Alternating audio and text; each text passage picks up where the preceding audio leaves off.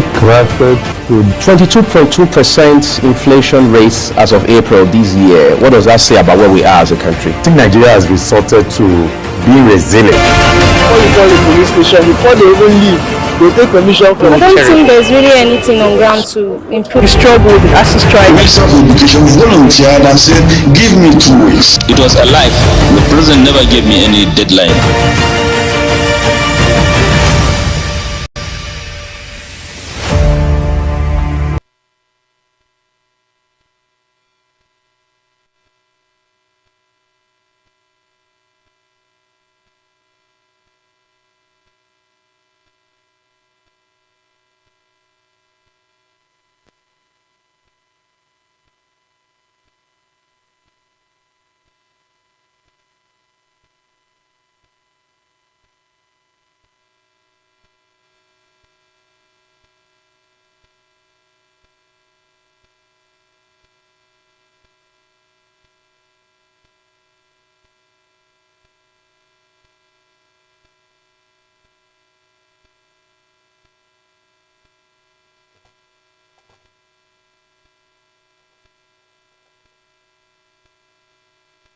Welcome to Global Morning. Death toll from flooding. Most time our politicians just bring in policies too, for sure. If you don't say we have several more stories. The legislature was carefully crafted to 22.2% inflation rates as of April this year. What does that say about where we are as a country? I think Nigeria has resorted to being resilient. Before you call the police station, before they even leave, they take permission from I don't think there's really anything on ground to improve. the struggle, the ASU strike. Minister of Education volunteered and said, give me 2 weeks. It was a life. The president never gave me any deadline.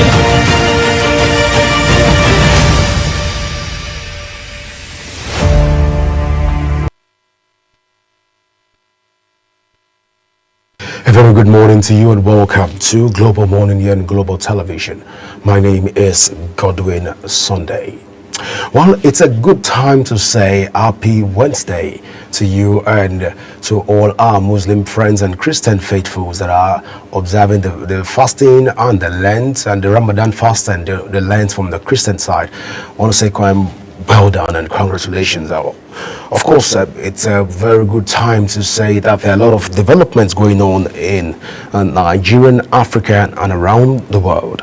Well, first is the fact that President Tinubu has signed the South-South and the Southwest and the South-South development bills into law, which means automatically we now have the South-South Development Commission as well as the Southwest Development Commission, which brings us to the fact that all part of Nigeria right now have developmental commissions. But then questions like, why don't we have the Nigerian Development Commission that will be centered around controlling the activities of development and monitoring and supervising development and take some of the innovative strides of the president to another level. But then we believe that those at the aim of affair will have their own thoughts in mind before even coming out with a lot of this development commission. At least it becomes another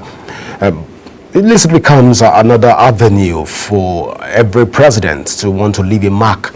And one of the ways to leave a mark in this instance is to create another development commission. We believe that this won't be the case eventually. But so far, so good. Congratulations to people from the Niger Delta, from the South in particular in Nigeria.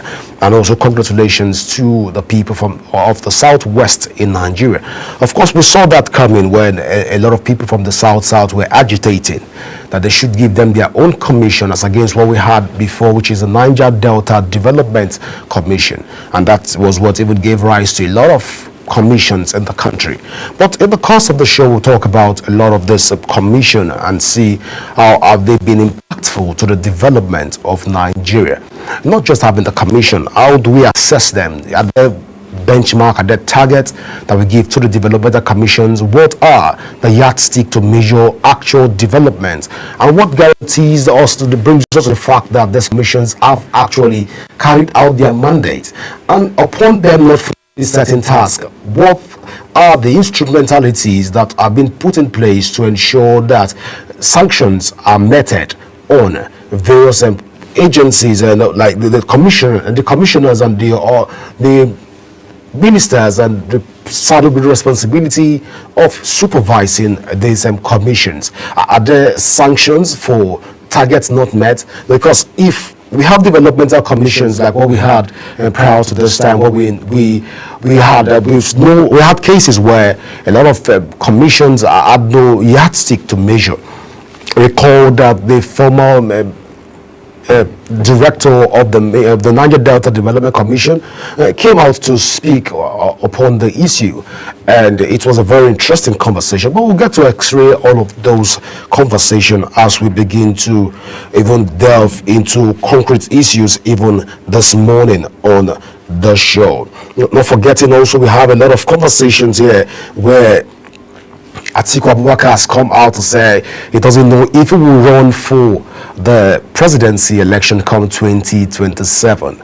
Well, it doesn't know yet, so let's not go out of that. The comment is I don't know. So if he's going to run, if he's not going to run, we'll see all of that play out. Then also that of Rivers State, which is making the rounds across the country. Of course, Rivers State, we understand that just 2 days ago the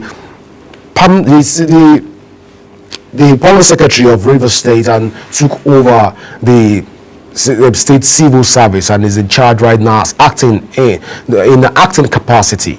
But then we don't know what led to that of all of those resignations and for the civil service the head of civil service and all of those in Rivers State. We'll get to x-ray all those this morning and see what's going on in the country. Now, don't forget that weather across outside Nigeria, it's very, very intense. It's very hot. Like we would like to say, and they call it the heat wave. Of course, if you're out there, you get to feel the hotness, and the weather is very, very hot. But then you've been advised to take a lot of water. You've been advised to stay under the shade. You've been advised to ensure that you do things that won't dehydrate you. And whenever the sun is very intense, try as much as you can not to stay under the weather, not to stay under the sun. You can just look for a shield, like three canopies, what have you, to just stay under and ensure that you don't stay under the sun. All right, so that being said, those understand also we have the flag off of the Benin Asaba Road project. Also we had another flagged up project by Umahi, which is the Niger Delta which is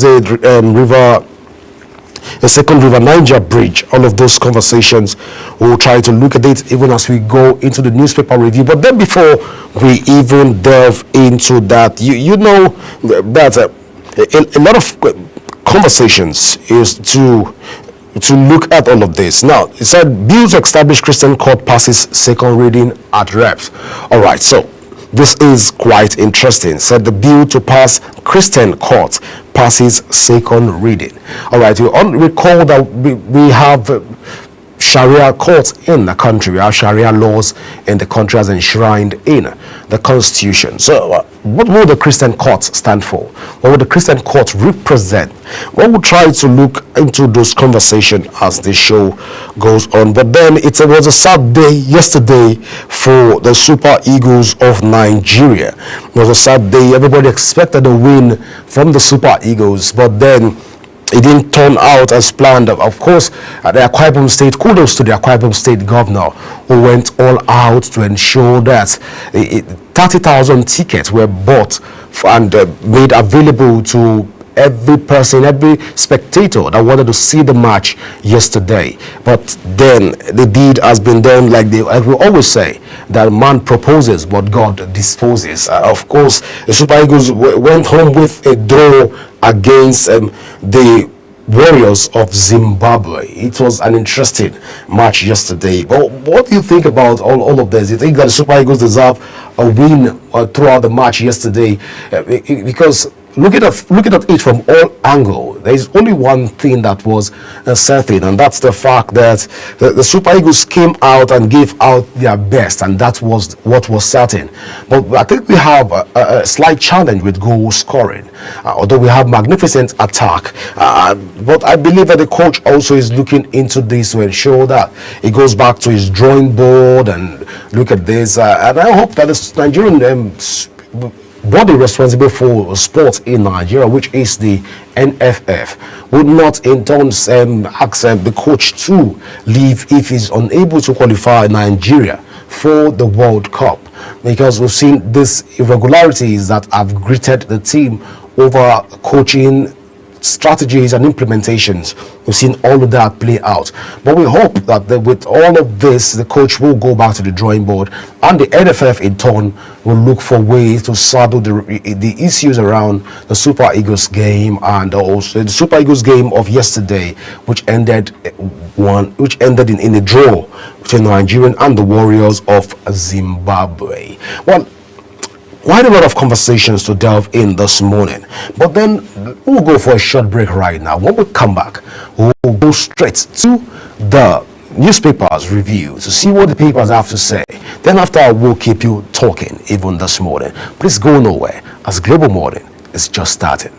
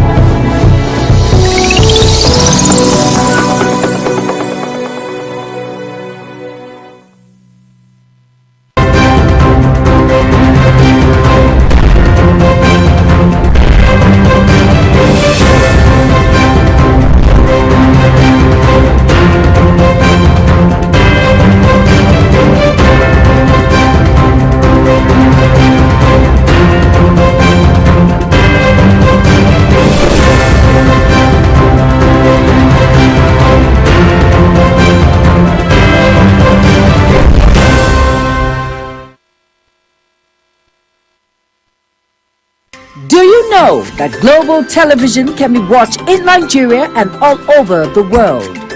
Download the Global TV Nigerian mobile app for Android and iOS devices to watch global television real-time from around the world. What are you waiting for? Start downloading and stay connected to global television.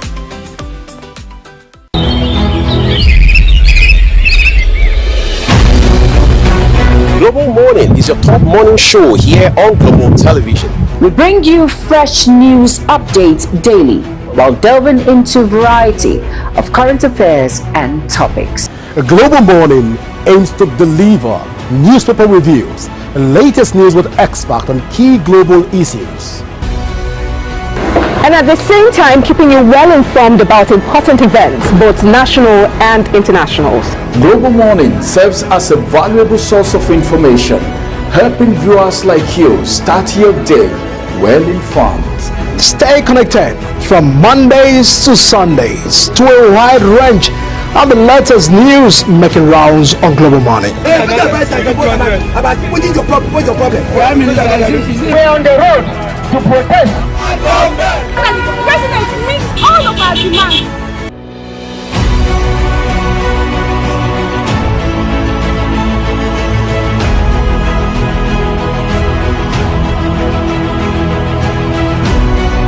This is Global Morning.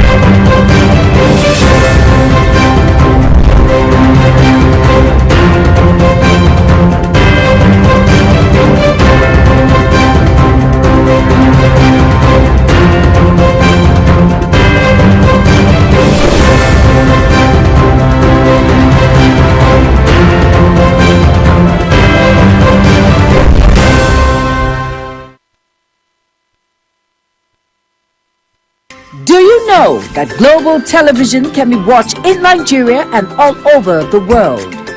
Download the Global TV Nigerian mobile app for Android and iOS devices to watch Global Television real-time from around the world. What are you waiting for? Start downloading and stay connected to Global Television.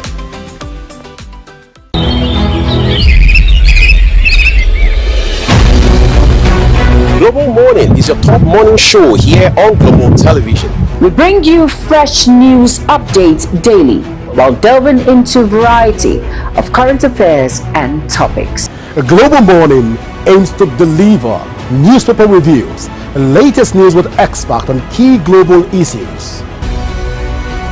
And at the same time, keeping you well informed about important events, both national and internationals. Global Morning serves as a valuable source of information, helping viewers like you start your day well informed. Stay connected from Mondays to Sundays to a wide range of the latest news making rounds on Global Morning. We're on the road to protest. the president meets all of our demands.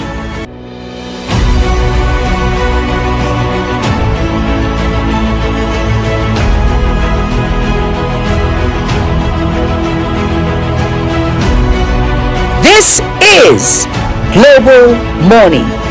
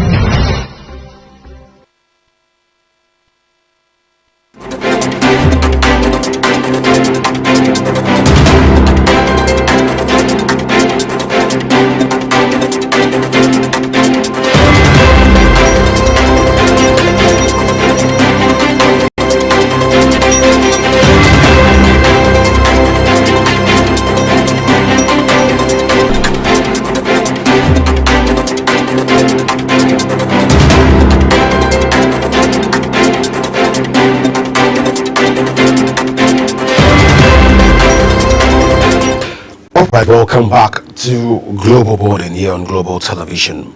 My name is still Godwin Sunday. Just in case you just joined us, I needed to do that brief introduction. All right, so let's delve into the newspapers review to see what the papers are saying even this morning. We'll begin from the Blueprint newspaper. We'll begin from the Blueprint newspaper. Quite a lot of conversation here on the Blueprint newspaper. Just above the nameplate here, we have 33.2 billion arms fraud. EFCC rearraigns NSA Dansuki 3 orders. Well, EFCC have arraigned the NSA, that's the National Security Advisor to the President, that's Dansuki, than 3 orders for that fraud. But we'll see how that plays out in the days ahead. NDE resettles, just below the nameplate here we have NDE resettles 5,000 532 renewed hope employment beneficiaries. NDE, that's National Directorate of Employment, it says here, resettles 532 renewed hope employment beneficiaries. Well, congratulations to all beneficiaries, even of this the federal government renewed hope employment beneficiaries. Congratulations. All right, so we have experts advise FG to decentralize electricity sector.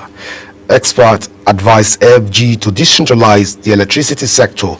We want to know what they are proposing and what they are saying can help us have a better electricity in the country. Well, you need to go out there and get yourself a copy of the Blueprint newspaper to know what's going on. All right, we have here on sports, even on Blueprint newspaper, it says Nigerian versus Zimbabwe. Super Eagles Bongo World Cup ticket in Uyo.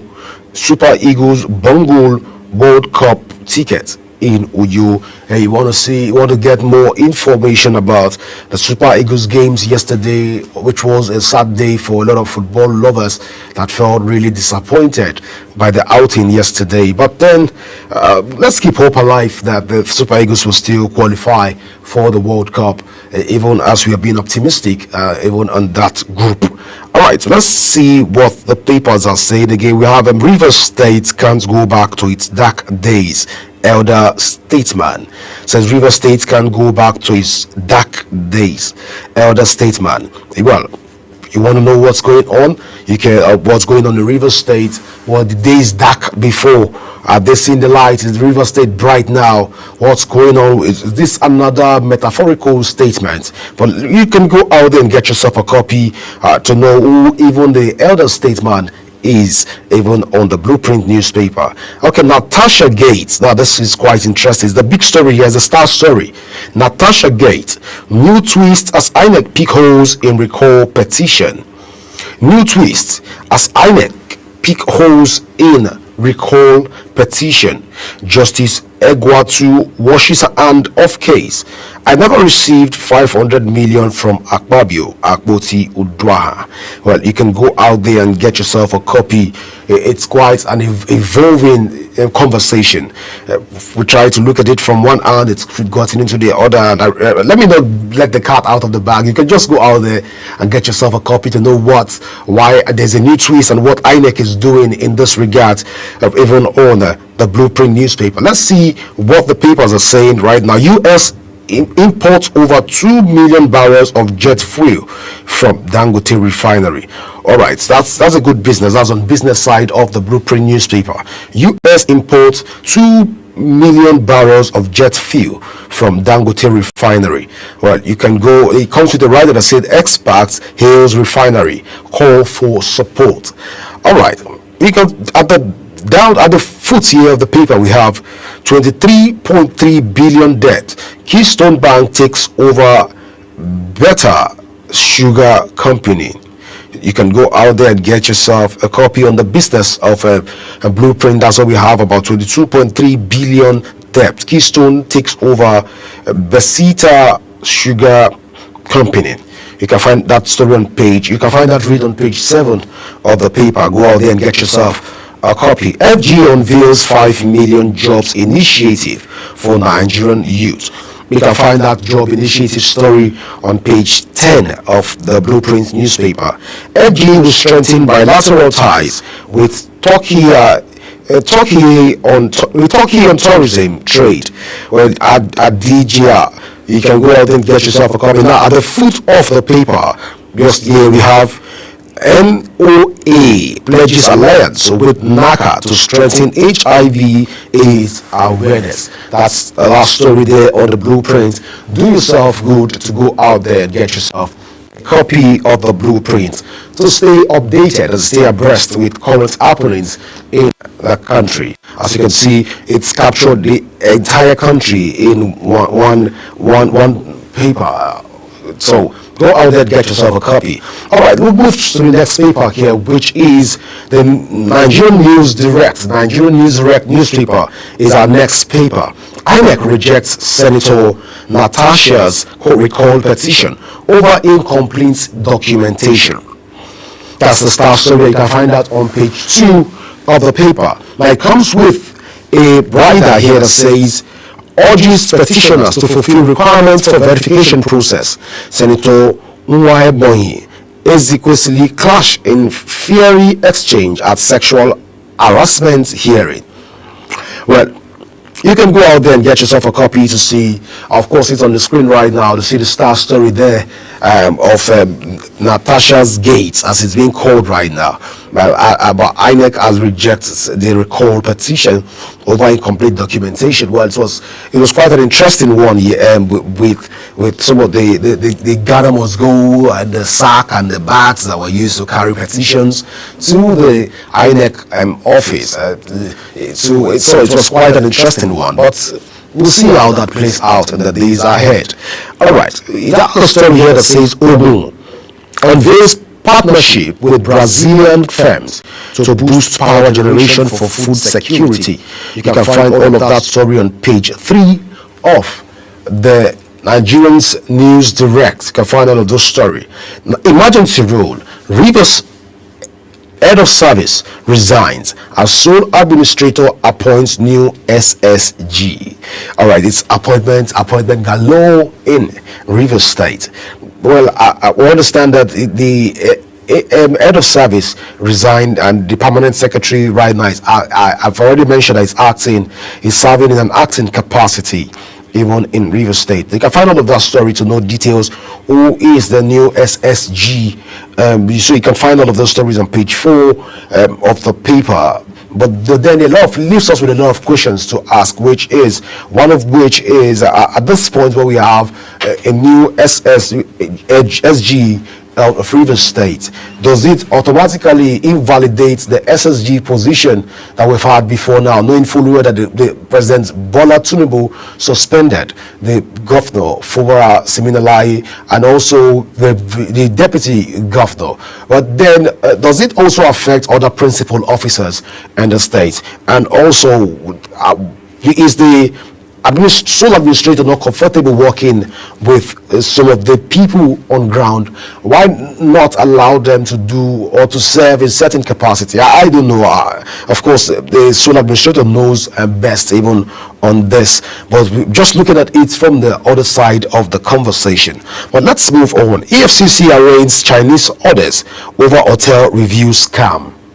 EFCC arraigns Chinese orders over hotel review scam. You can find all of that story on page 2 of the Nigerians News Direct newspaper.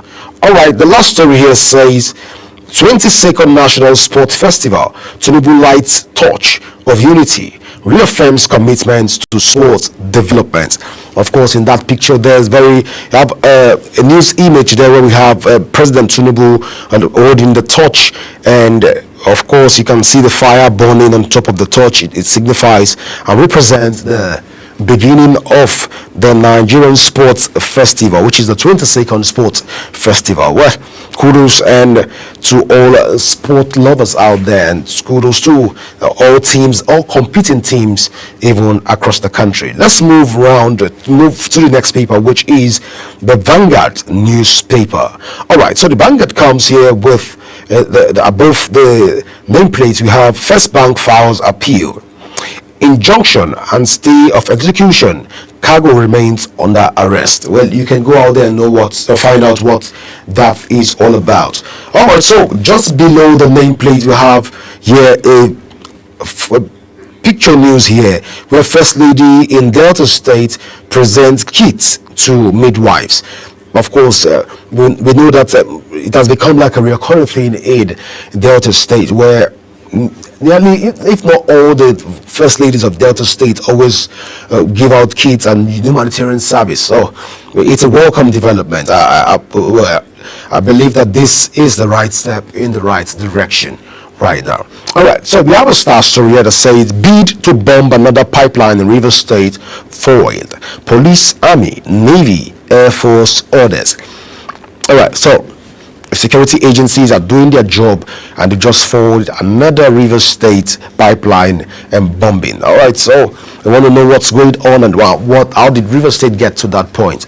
You can also check it out to find out some of the basics that some of the basis that was used to arrive at this, and also some of the operational dynamics that the security agencies have also been able to put in place to ensure that no pipeline is being bombed in Rivers State. All right, let's move to the next paper. It says failed democracy, presidency tackles Obi orders. Well, you can go and jump on that story on page 14 of the Vanguard newspaper.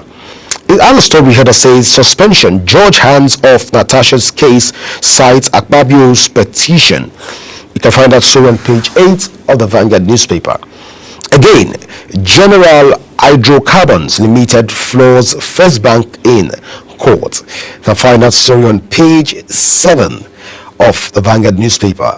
All right, not forgetting that we have where Cecilia Ibru from hospital to prison. That's page 15.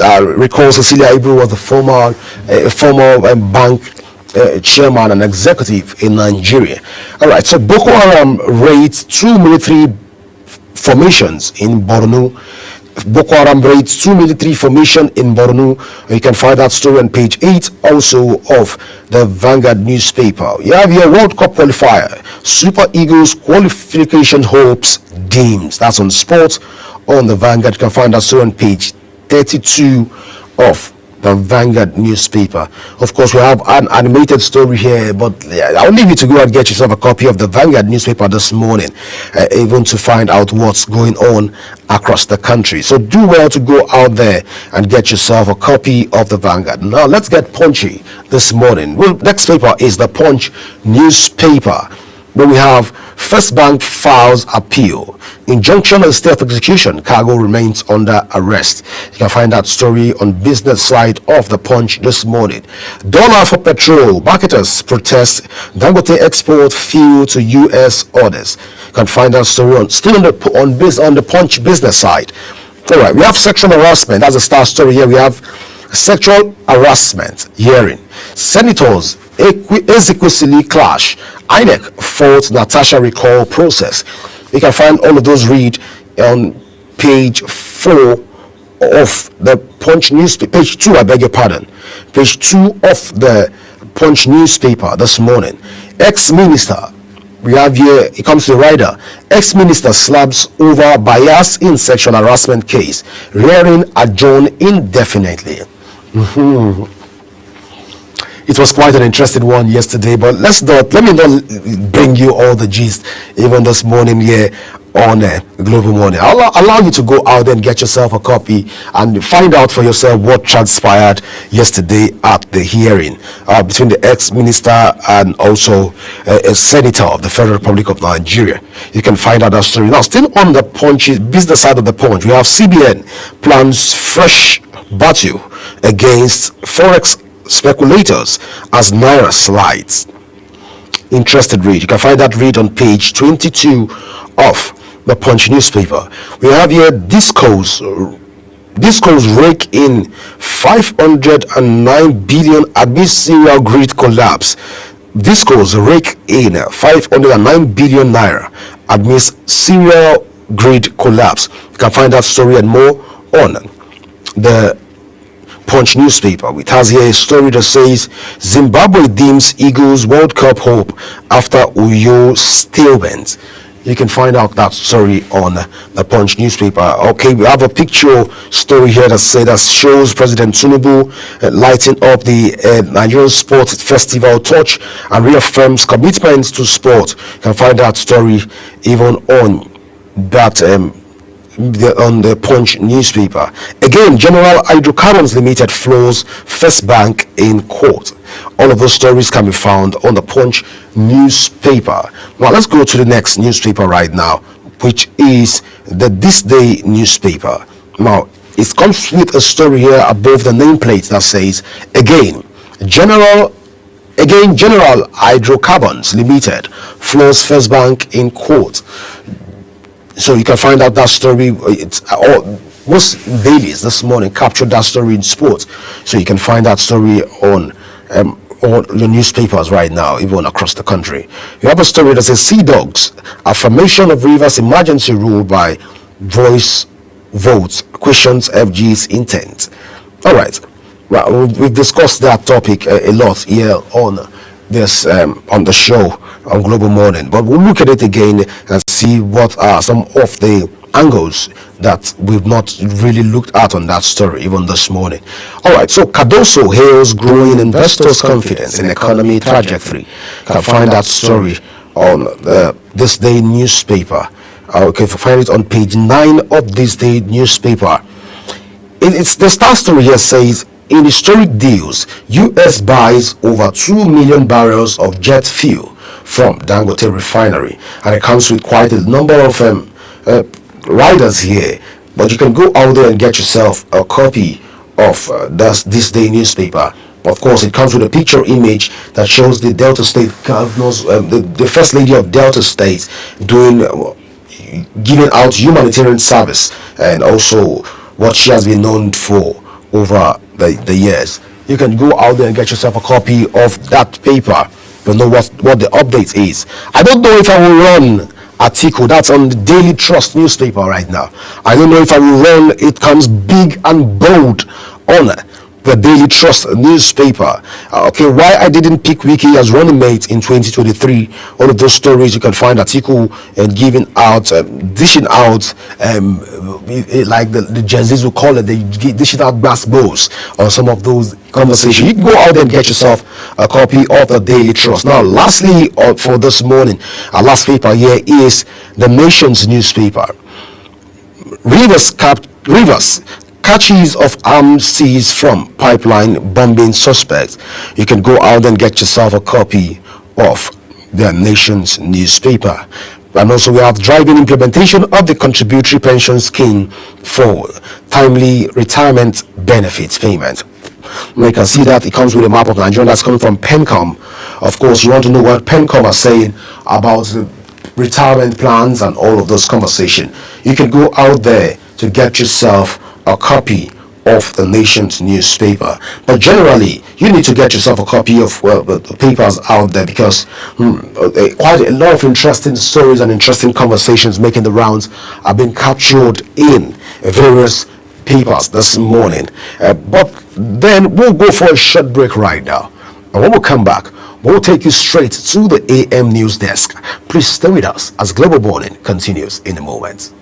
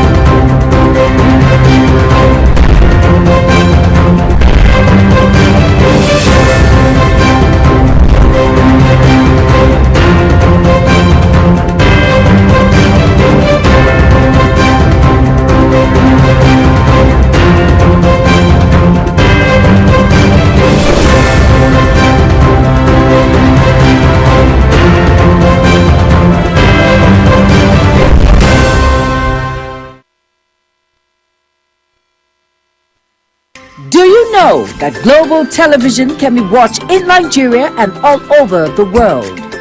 Download the Global TV Nigerian mobile app for Android and iOS devices to watch global television real-time from around the world. What are you waiting for? Start downloading and stay connected to Global Television.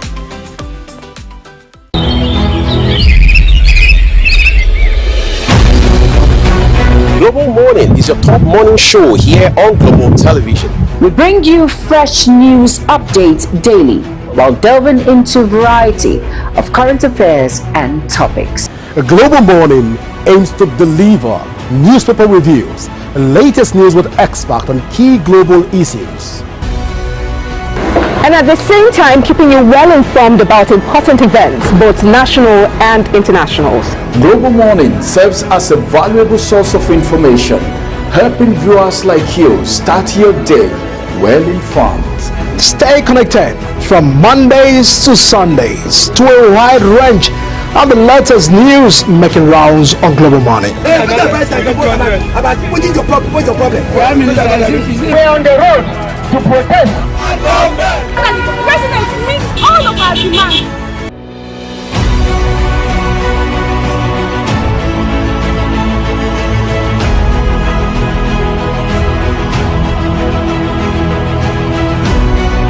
This is Global Morning.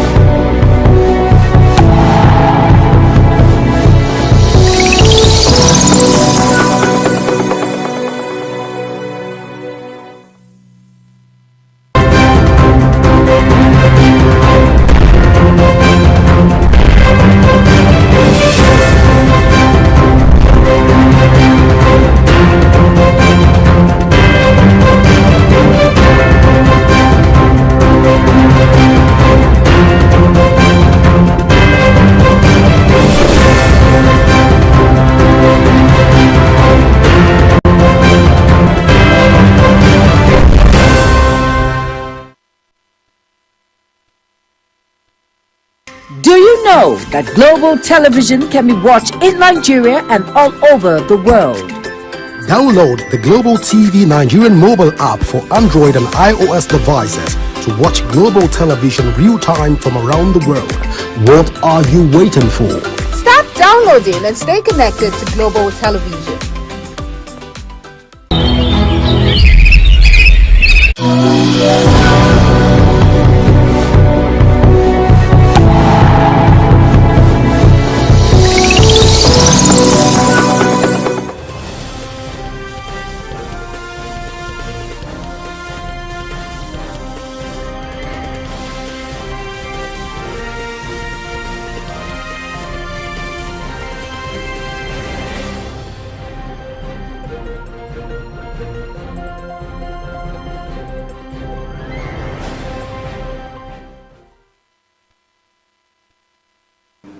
Hello and welcome to all our viewers in Nigeria and around the world to AM News on Global Television, coming to you live from the nation's capital, Abuja. I am Godwin Sunday. A quick reminder that Global Television is on DSTV channel 365 and StarTimes channel 276. You can download the Global TV Nigerian mobile app for Android and iOS devices to keep track of our broadcasts. And now to the news. The Inspector General of Police, Kayode Egbetokun, has emphasized the modern policy requirements of a strategic and progressive approach by the Nigerian police. Egbetokun stated this while decorating 20 Assistant Inspector General of Police and 19 Commissioners of Police in Abuja. Queen Agaba has the details. The Inspector General of Police, Kayode Egbetokun, outlined the Nigerian Police Force's vision, built on 4 key pillars, which includes proactive policing to prevent crime, intelligence-led and technology-driven operations, community partnership to foster trust, and enhanced welfare and capacity development for officers. He urged the senior officers to align with ongoing reforms aimed at enhancing the force's operational effectiveness and building a modern, professional police institution centered on excellence, accountability, and service. This significant achievement in the lives and careers of these officers reflect their dedication, hard work, professionalism, and perseverance. As I congratulate the newly promoted officers, I want to, however, remind you that every promotion comes with increased responsibility. It calls for elevated conduct. It's a solemn duty to lead, inspire, and uphold the highest standards of integrity. The police boss also reminded the newly promoted officers that their leadership directly impacts the morale of those under their command. He urged them to lead by example, uphold discipline, ethics, and dedication, take decisive actions against misconduct, and ensure fairness in all dealings. While emphasizing on the importance of accountability, he noted that the public trust is a privilege that must be earned and protected. These new roles, I urge you to lead by example, set the standard for discipline, ethics, and dedication. Uphold justice, take decisive decision, and act decisively against misconduct and ensure fairness in all your dealings. Embrace accountability. Remember that public trust is a privilege that must be earned and protected. The IGP expressed gratitude to the Police Service Commission for ensuring timely promotions and thanked President Bola Ahmed Tinubu for his commitment to equipping and improving the police force. For Global Television, Queen Agaba reporting. The suspended senator for Kogi Central, Natasha Akpoti Uduaghan, has filed a petition to disbar the chairman of the Senate Committee on Ethics, Privileges and Public Petition, Senator Nadewem Imaswen, and have his name removed as a lawyer. In the petition she filed before the Legal Practitioner Disciplinary Committee, the Kogi lawmaker alleged that the New York Supreme Court's Appellate Division had on May 10, 2010, indicted and disbarred the Senate Ethics Committee chairman for fraud, misappropriation of clients' funds, and failure to respond to disciplinary authorities. To back our allegation, the petitioner tendered to the LPDC a copy of the Josiah New York Case Law 2010 with the title Matter of Imasuen. Worried by scarcity of tertiary level texts in Nigeria, which has reached a critical crisis proportion as evidence in the quality and quantity, Nigerian Tertiary Trust Fund has made a huge move to tackle this crisis by sponsoring the publication of 50 books by indigenous scholars. The unveiling event took place at the headquarters in Abuja. Jumai Manson has the details. Speaking during the unveiling of the books, Minister of Education Dr. Marufu Olatunji Alausa says the government is giving more attention to publication through TED Fund in a bid to provide adequate indigenous learning materials in tertiary educational institutions for national development and improve the global ranking of Nigeria's tertiary institutions. For the 2025 fund, we're building capacity in a tertiary institution now. We've stopped funding postgraduate training, and that's very deliberate.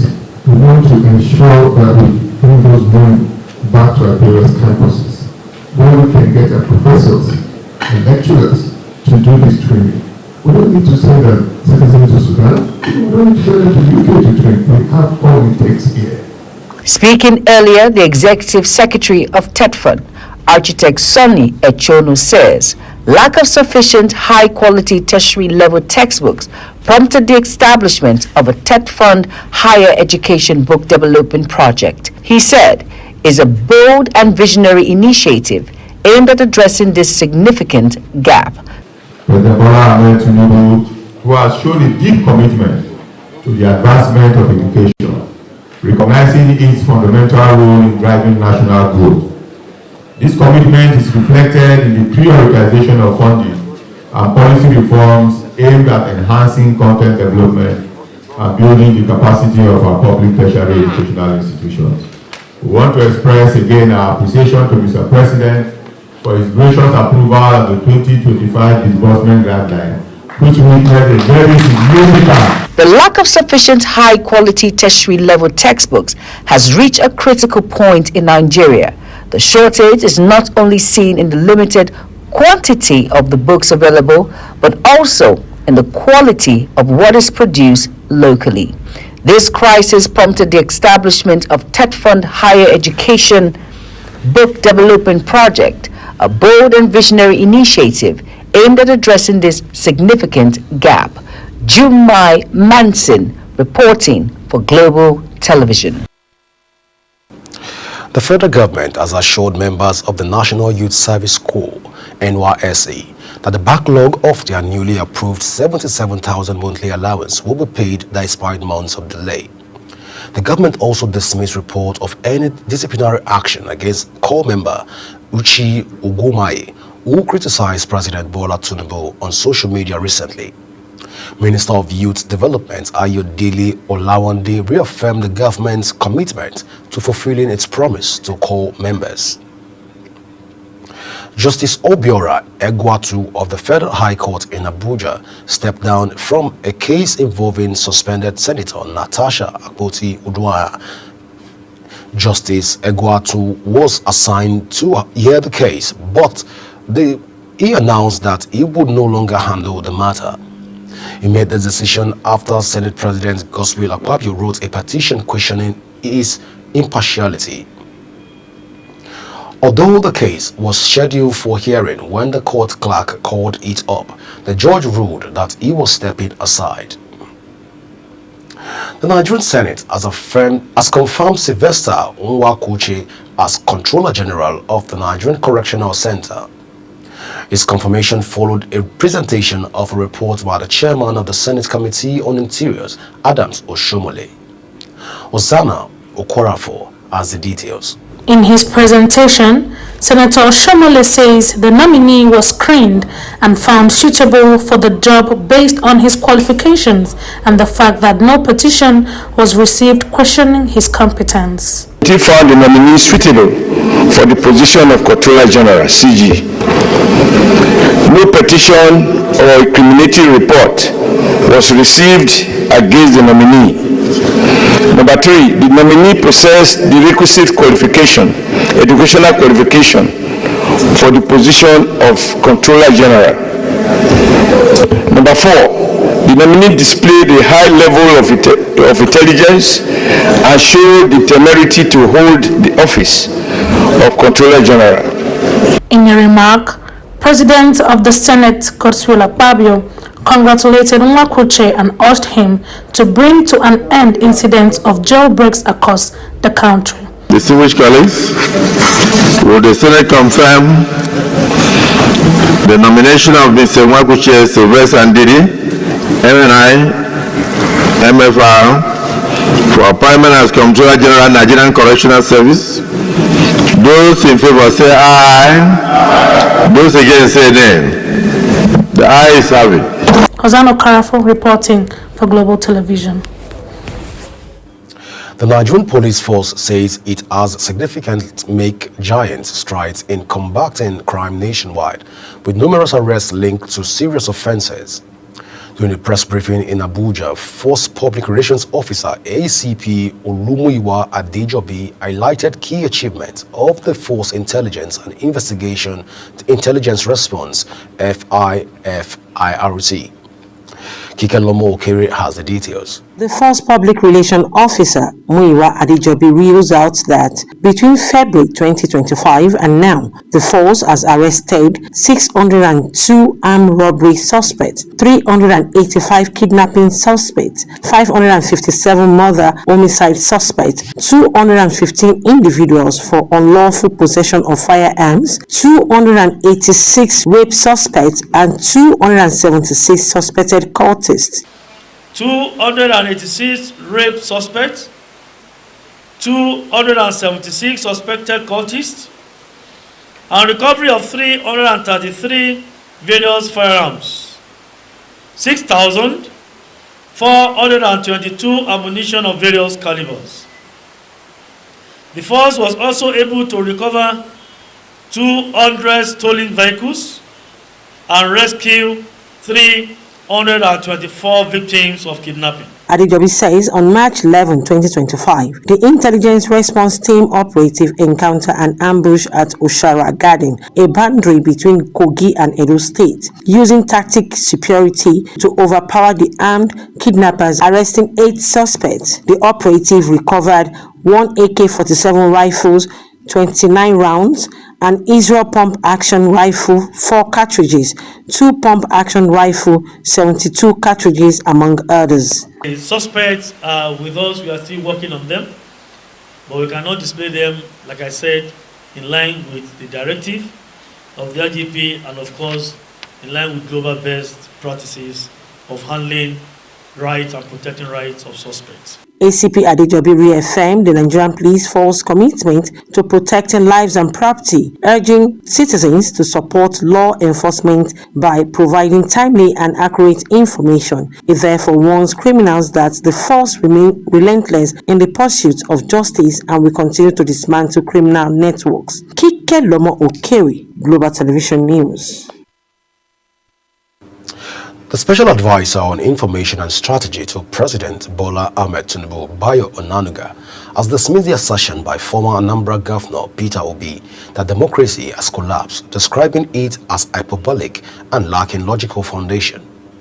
Onanuga, in a statement on X, criticized Obi's comments during a colloquium to mark the 60th birthday of former Deputy Speaker of the House of Representatives and ex-governor of Imo State, Emeka Ihedioha. He argued that democracy in Nigeria has remained resilient over the years and has continued to strengthen since 1999. President Bola Tinubu has congratulated former President Goodluck Jonathan on receiving the 2025 Sunhak Peace Foundation's award. In a statement issued by the Special Advisor to the President on Information and Strategy, Bayo Onanuga, Tinubu commended Jonathan for his dedication to promoting peace and democracy. The statement reveals that Dr. Jonathan's winning the Suhak Peace Award affirms his bold effort in peace building and promoting democracy in Africa and beyond. Suspended Rivers State Governor Siminalayi Fubara has raised the alarm over fake report of pipeline explosions in the state, urging security agencies to investigate and take actions against those spreading false information. In a statement issued by his Chief Press Secretary Nelson Chukudi, Fubara dismissed viral videos of alleged attacks on oil and gas facilities as fake and malicious, warning against attempts to incite chaos. He stressed his commitment to maintaining peace in the state. The sole administrator of Rivers State, Vice Admiral Ibok Ete Ibas, has announced the resignation of the head of service, Dr. George Nwaeke, describing the development as sad. The administrator appreciated the immense contribution of Nwaeke in the short period he served the administration and wished him well in his future endeavors. Ibas said in the interim, Dr. Ingi Brown, Permanent Secretary Welfare Office of the Head of Service, has been appointed in acting capacity until the emergence of a new Head of Service. The Minister of Defense, Mohammed Badaru, has inaugurated the 5-phase training for 800 Special Forces personnel tasked with conducting high-impact operation with precision, speed, and efficiency. Badaru, while inaugurating the Special Operations Forces for the Armed Forces of Nigeria at Camp Kambala in Jaji Military Cantonment, Kaduna, says they would be engaged in rapid response missions. He also says that the initiative was part of new strategies to address lingering security issues in the country. The Niger Delta Progressive Youth Leadership Foundation has called for a peace resolution to the ongoing political crisis in Rivers State while raising concerns over the legality of the state of emergency declared by President Bola Tinubu. They stated this while briefing journalists in Abuja. Our political correspondent, Edikan Michael, has details. The group expressed support for mediation efforts to resolve the crisis, emphasizing the need for dialogue between Governor Siminalayi Fubara, the FCT Minister, and the House of Assembly. The group also raised concerns about the suspension of elected officials, calling for adherence to the Nigerian Constitution in any declaration of emergency.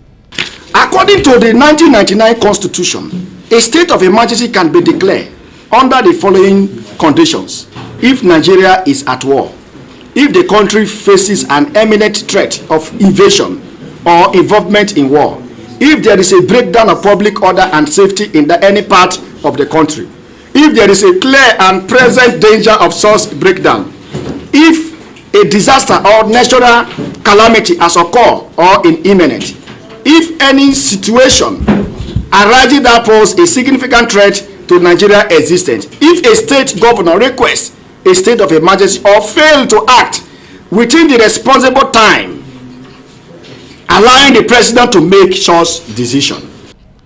The forum also criticized political misadvising from some officials and the failure of the National Assembly to intervene, but stressed that a state of emergency could be misused for political manipulation with potentially detrimental consequences for democracy. The power to declare a state of emergency in any part of Nigeria or even across the entire country must be exercised in accordance with the provision of the 1999 Constitution as amended, and must not be exercised in a flagrant violation of the same Constitution. The group, like other concerned Nigerians, called on President Tinubu to monitor the actions of political appointees, ensuring they align with his administration's goals, particularly in the lead-up to the 2027 re-election, while reaffirming their commitments to defending Nigeria's constitutional democracy and supporting the Southern Nigeria presidency until 2031. Edika Michael for Global TV News. The Minister of Soil and Minerals Development, Dr. Dele Alake, has declared that there will be no hiding place for illegal miners in the country as efforts to strengthen operations of the mining marshals and ensure nationwide coverage are in the offing. Addressing a press conference to mark the one-year anniversary of the coup, the minister emphasized that the establishment of the mining marshals last year has significantly disrupted unauthorized mining activities and restored investors' confidence in the sector. Ozana Okorafo has the details. The Minister of Solid Minerals Development, Dr. Dele Alake, explained that activation of the Corps is to enforce provisions of the Nigerian Minerals and Mining Act has struck fear into illegal operators, largely curbing their operations and serving as a deterrent. Assessing the impact of the mining marshals over the past 1 year, the minister asserted that 2,220 corps at inception, which has now been scaled up to 2,670 operatives, have raised awareness of the enforcement capacity of the federal government to combat illegal mining, establishing considerable deterrence among illegal miners, and contributed to substantial increase in revenue generated from the sector. Specifically, on March 21st last year, the solid mineral sector witnessed the implementation of a critical element of our 7-point agenda for domestic consolidation and international competitiveness, and that's the activation of the mining marshals.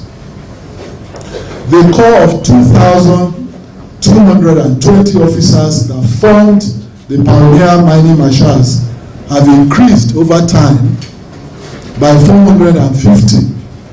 They are now 2,670 as of today.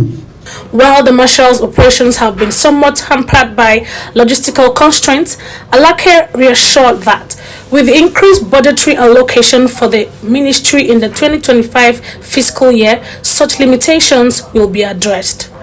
Corporate collaborators encourage deeper excavation and scale up this illegality and criminality. So the above definition of the enemy necessitated a training schedule that empower the mining marshals with the strategic and tactical skills to combat and overwhelm its targets. It will be recalled that the Federal Executive Council (FEC) recently approved 2.5 billion naira for the deployment of satellite technology to enhance the security architecture of the mining sector, which will consequently aid the operations of the mining marshals. Hosanna Okorafor reporting for Global Television. In business, the Ministry of Finance has announced a strategic collaboration with the Organization for Economic Cooperation and Development to address illicit financial flow and strengthen Nigeria's economy framework. This partnership was formalized during a courtesy visit by Carlos Conde, head of the Middle East and African Division at OECD, to Wale Edun, Nigeria's Honorable Minister of Finance and Coordinating Minister of the Economy. According to a statement shared on the Ministry of Finance X account, the OECD emphasized its growing engagement in Africa through partnership with African Union, regional blocs, and direct country-level initiatives in Nigeria and Africa. On the foreign scene, UK Prime Minister Keir Starmer and France President Emmanuel Macron will hold another meeting on the coalition of the willing on Thursday. In the aftermath of the Saudi Arabia talks, the European leaders alongside their allies aim to provide possible solution to ensure any potential ceasefire agreement can be maintained and give Ukraine confidence about its future security. In a statement shared, a Downing Street spokesperson said Starmer was continually updating the White House on meetings with his allies following conversation on military planning in the states. In sports, the Akwa Ibom State Governor has announced that free tickets for Super Eagles of match yesterday, although the match ended on a 1-1 draw with the Super Eagles of Nigeria and the Warriors of Zimbabwe. Australia will build a 63,000-seat stadium and a plush indoor swimming venue for the 2032 Olympic Games in Brisbane, officials announced after shelving on shore earlier plans.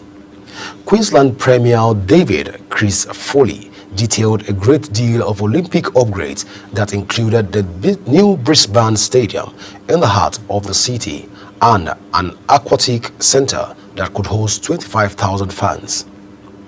The Queensland capital was awarded the 2032 Summer Olympics and Paralympics in July 2021, returning the Games to Australia for a third time after Melbourne 1956 and then Sydney 2000.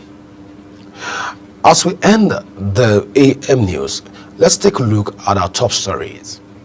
Justice Obiora Egwatun of the Federal High Court in Abuja stepped down from a case involving suspended Senator Natasha Akpoti-Uduaghan. In business, the Nigerian Security and Civil Defense Corps Ondo State Command says it has uncovered an illegal crude oil reservoir in the state.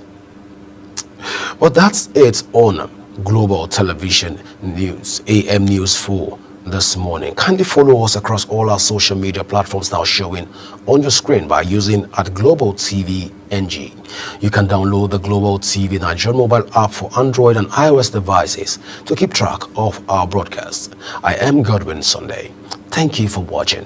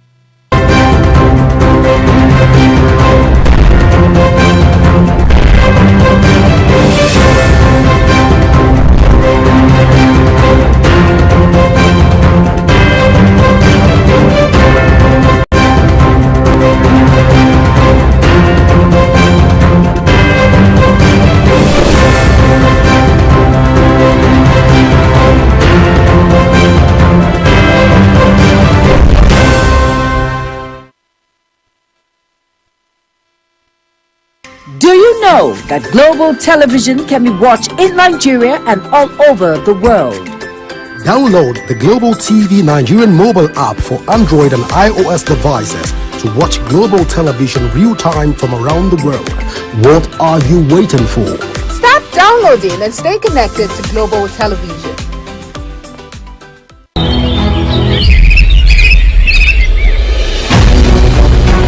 Global Morning is your top morning show here on Global Television. We bring you fresh news updates daily while delving into a variety of current affairs and topics. A Global Morning aims to deliver newspaper reviews and latest news with experts on key global issues. And at the same time, keeping you well informed about important events, both national and international. Global Morning serves as a valuable source of information, helping viewers like you start your day well informed. Stay connected from Mondays to Sundays to a wide range of the latest news making rounds on Global Morning. We're on the road to protest. The president meets all of our demands.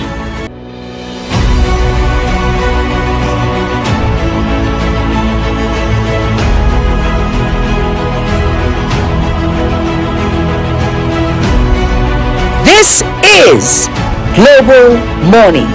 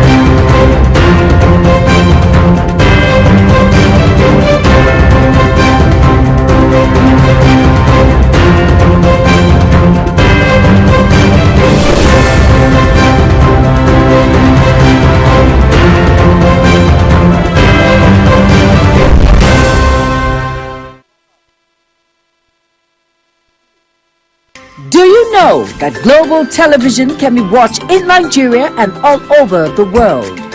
Download the Global TV Nigerian mobile app for Android and iOS devices to watch global television real-time from around the world. What are you waiting for? Start downloading and stay connected to Global Television.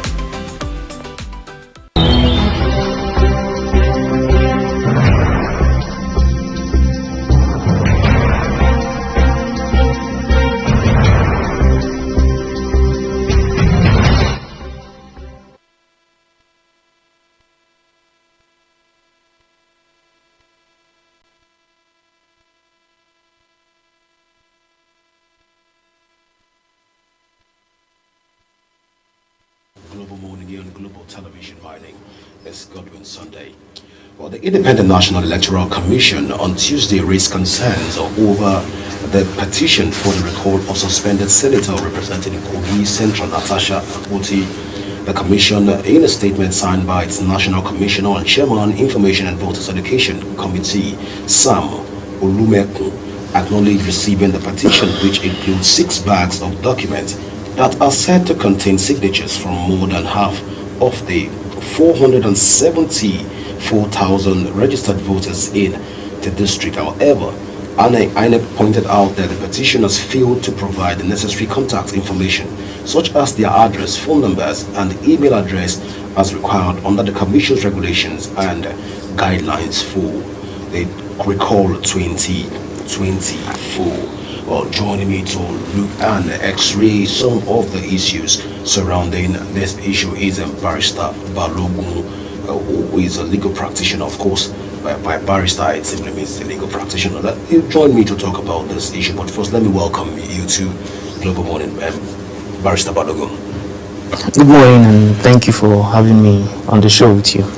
All right, so Barrister Balogun, looking at all of these conversations right now, INEC suspended, saying that the Natasha's case does not meet certain requirements. But looking at all these incidents that led even to the recall process, what do you make of this whole development? Okay, we have been sitting and watching, the whole drama as it's been unfolding regarding this recall process of Senator Natasha. Now, as the whole process, immediately commenced, I recalled the incidents of Senator Dino Melaye when there was an attempt to recall him, and there were certain stumbling blocks, and somehow we're also beginning to have the same issue. One of the most difficult things to do in this our political system is to recall a senator or a House of Reps member. It's not as easy as just going to sign papers and all that. Now, we can see that apart from the rejection by INEC, there are so many complications that are already coming in. First of all, there are videos everywhere online showing that most of the persons, in fact, I actually saw so many videos where persons came out and said, yes, we came out to sign, but that is not what we were told. We were not told that we are coming to recall a senator or to sign for her recall. They said they came with a program, and a kind of empowerment program, and that's what they signed for. That's actually, I saw no less than 10 interviews on that said that is all they came in for. We came, it was an empowerment program, they said they would give us money and all that, and they signed. And then there are videos online now showing them trying to trace people's signature. I don't know if you saw some of those videos, so you know that some of all these petitions are actually made up. They are not genuine. It's just this desperation to get her out of office. Now, they have met a major brick wall now. You have sent over 250,000. Good, that's even a reminder again now. You say you have 250,000 petitions to remove her. Now, last 2 years, we had an election that brought in Natasha as the senator representing Kogi Central.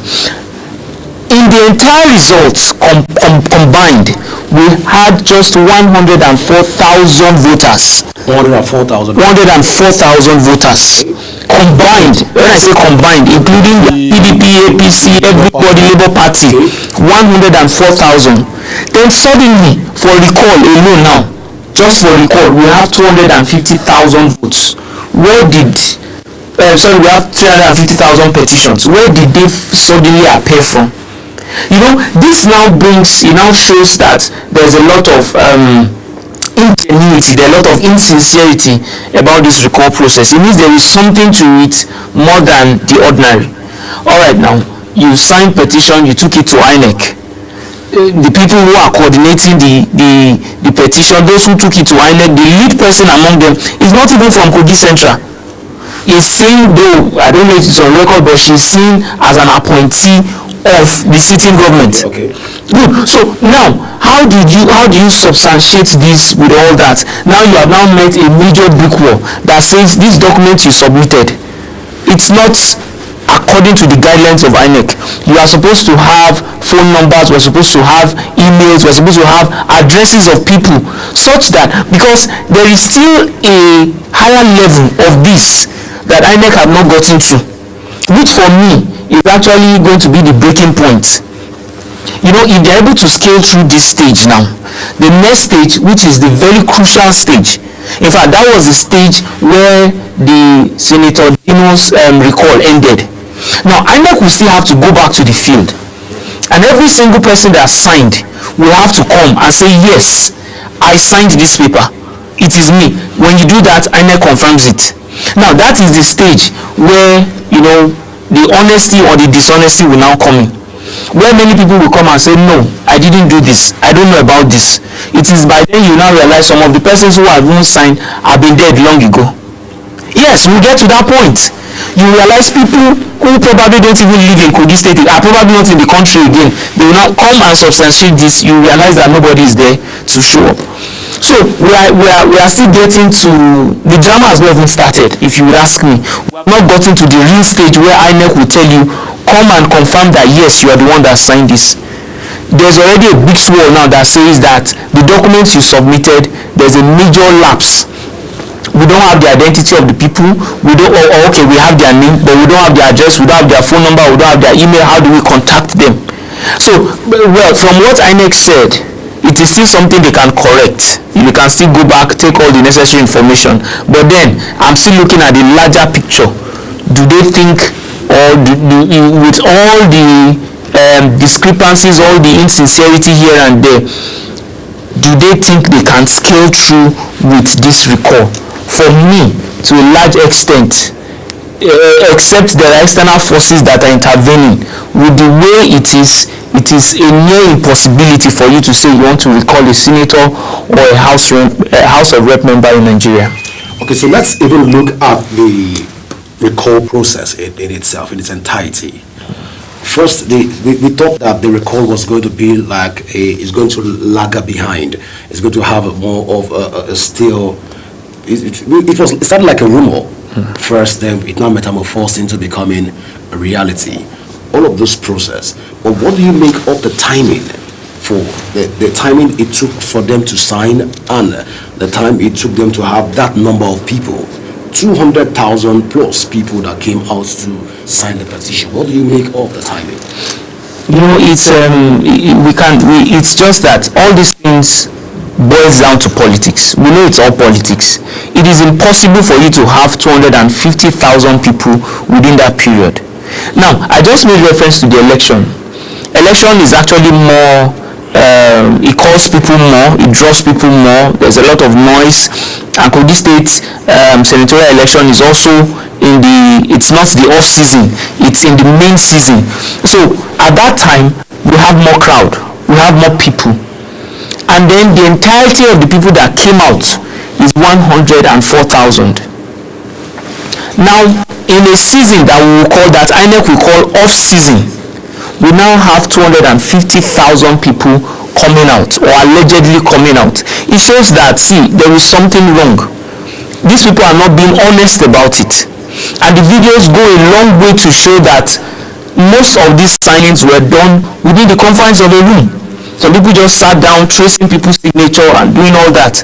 So there's so much insincerity in this. It is impossible. See, it is impossible in Nigeria, in an off-season like this, for a recall process, for you to gather 100,000 even in a month. If you would ask me, for you to gather 100,000 signatures for recall in a month, it's a near impossibility. And then now, in less than a week, we have over 250,000 persons coming out to say that, or allegedly coming out to say that we want a senator to be recalled. It actually goes a long way to show that there's a level of insincerity. There's a high level of insincerity in the recall process. All right. So let's even talk about this recall process again. Looking at Senator Natasha's, you mentioned 2 years ago that election happened. That was on February 25th, 2023. All right. So after that election, it's possible that a lot of people have gone out there to get their PVCs. A lot of people have clocked 18 and beyond. We can't rule out that possibility of them going out to get their PVC register, and the number has expanded. And it could be that it's the expanded numbers that was also captured. Is there no possibility for this? Or was it under the Lord, is it that people that voted in that election are the only people that can do the recall? Now, it's not those that voted in the election. It's the number of registered voters in that place that can do the recall. Now, the number of registered voters in that place, from the record, I think is a little over 400,000 persons. Now, but in the last 2 years, there has not been any continuous registration by INEC. INEC has not conducted any registration of persons who were not previously registered. So even if you had clocked 18 within the last 2 years, it's not possible that you are now on the list. You know, it's usually during the season, the election season. That is when we would have issue of people registering, people of collecting their PVC, people maybe you relocated, you want to change. I remember during the last election, just about few months to the election, I was able to relocate my polling unit from Delta State, you know, to the FCT. So those things happen during the main election. So nobody rather can say that in the last 2 years I was registered and I now joined the number. No.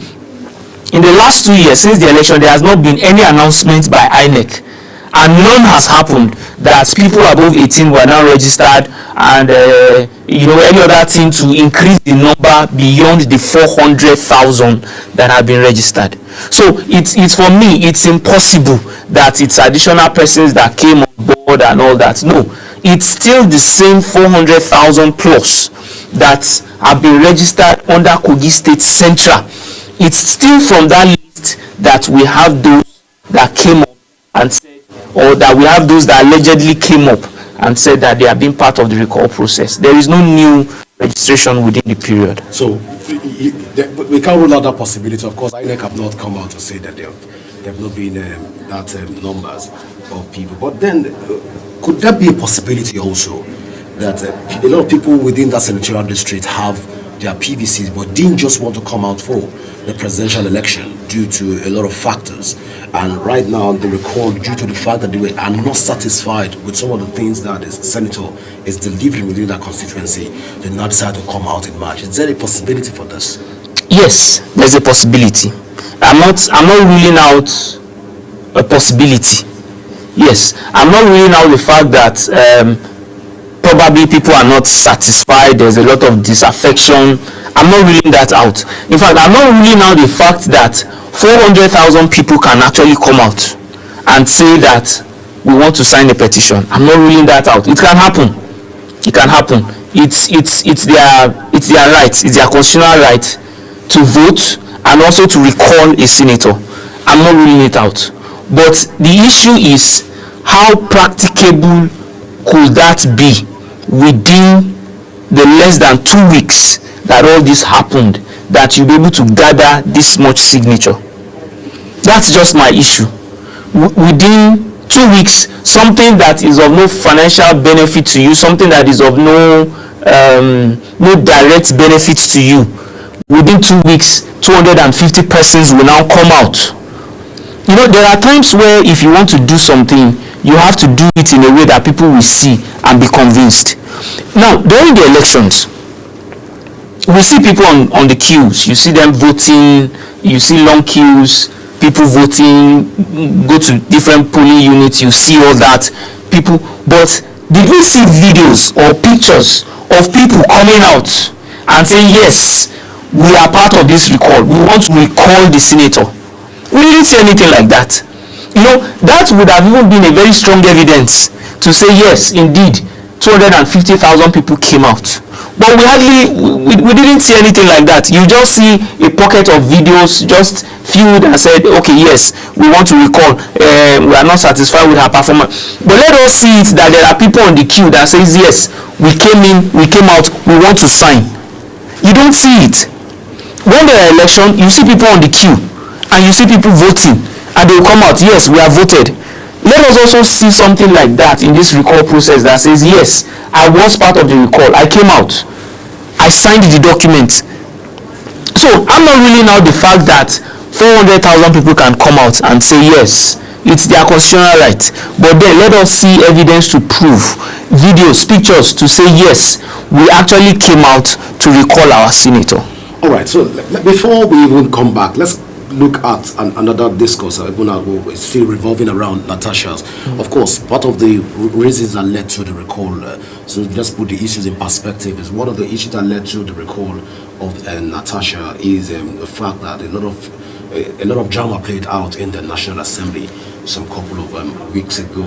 And of course, part of that drama was a sitting arrangement by where she was asked to move to another sitting position due to the fact that some senators have decamped or moved from the People's Democratic Party to the All Progressive Congress, which is the ruling party, and that was all that. Of course, she had to air a view that she wasn't going to move, and from there we saw what played out. She was asked not to speak, and thereafter a disciplinary committee was set up and she was suspended for 6 months.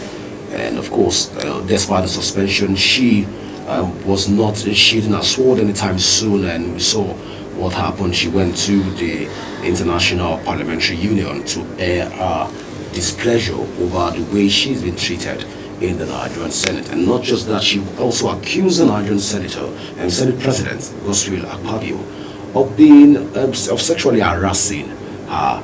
And of course, many lawyers of course have come out to say that if she has the evidence, she should bring them out so they can see also to know and their own angle to the story. But then why am I bringing all this backdrop right now? Because I want to find out, there's a case Natasha raised right now which borders on the Nigerian Legal Disciplinary Committee, which raised against Senator Maswen.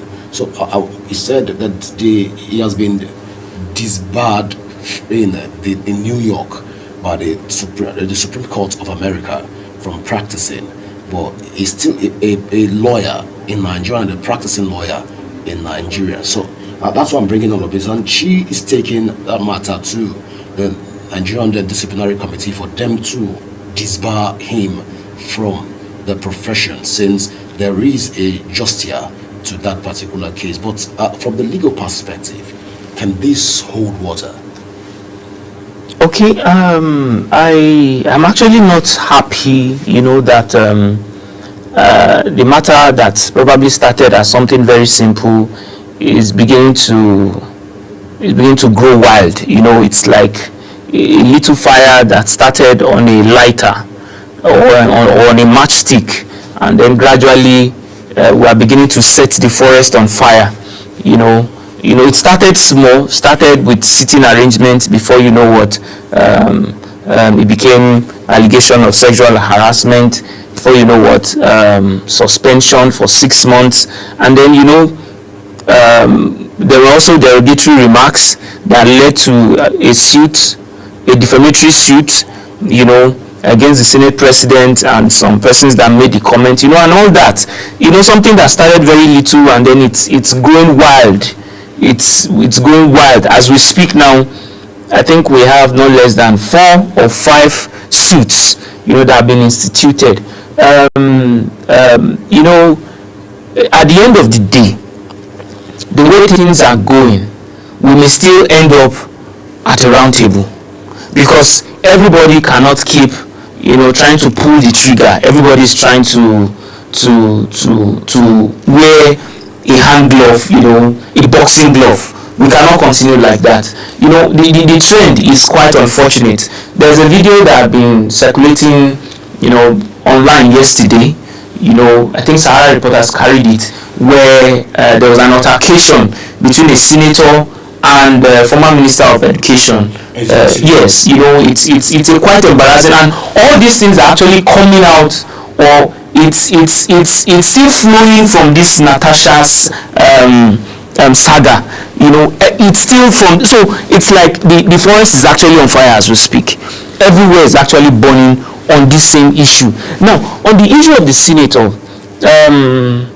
it's quite unfortunate that the matter is getting this, like I said, but then she has her rights. If she has her evidence to bring a petition, from what I gathered, her petition is before the legal practitioner disciplinary committee. Yes, and then to say this person has been disbarred in the New York, he cannot practice there,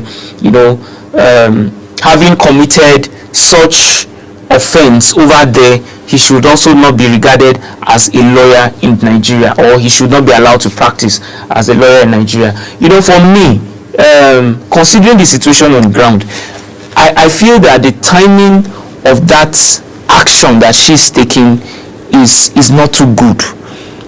It's not proper for me. What is the necessity at this point? How does it solve the problem on ground? How does it deal with the issue? It's like the whole fight is going beyond the issue of sexual harassment, is going beyond the issue of defamatory comments, is going beyond the issue of suspension. We are now beginning to get personal. It's beginning to become malicious. People getting after the other person's personal issues that have nothing to do with national concern. And that is actually one of the things. People who started this recall process, that is actually what they are lashing on. They are saying our senator is distracted, she's not delivering, she's doing this, she's doing that. They're actually lashing on it to say this is the reason why we are commencing a recall process against her, because she seemed not to be doing anything. I won't say yes to that, but then for me, I feel that she's becoming distracted. For example, now at this point, the matter before the LPDC against that senator is not necessary. You can bring it up some other time, probably when things are, but not at this point. In a way, it seemed that you are now building more enemies. People who probably would want to stand behind you might want to shift now and say, I don't understand where this fight is going to. I don't understand the direction in which you are taking it. This issue you are raising is actually not part of what we are trying to fight. So I don't know. It's not that an action should not be taken. Somebody who has been disbarred in a particular jurisdiction should not come to another jurisdiction and be claiming, yes, I can stand, yes, it's an issue, but for me, the timing is not proper. So invariably you say that if a person has been disbarred in New York by the Supreme Court of New York as of 2010, he can still practice in Nigeria as a lawyer. Well, he can still practice in Nigeria as a lawyer because he was not disbarred from Nigeria's Bar Association. No, not Nigeria Bar. He wasn't disbarred, or his name was not removed or suspended from the Supreme Court, from the roll call of lawyers in Nigeria. So his being disbarred in the US does not mean he cannot practice in Nigeria.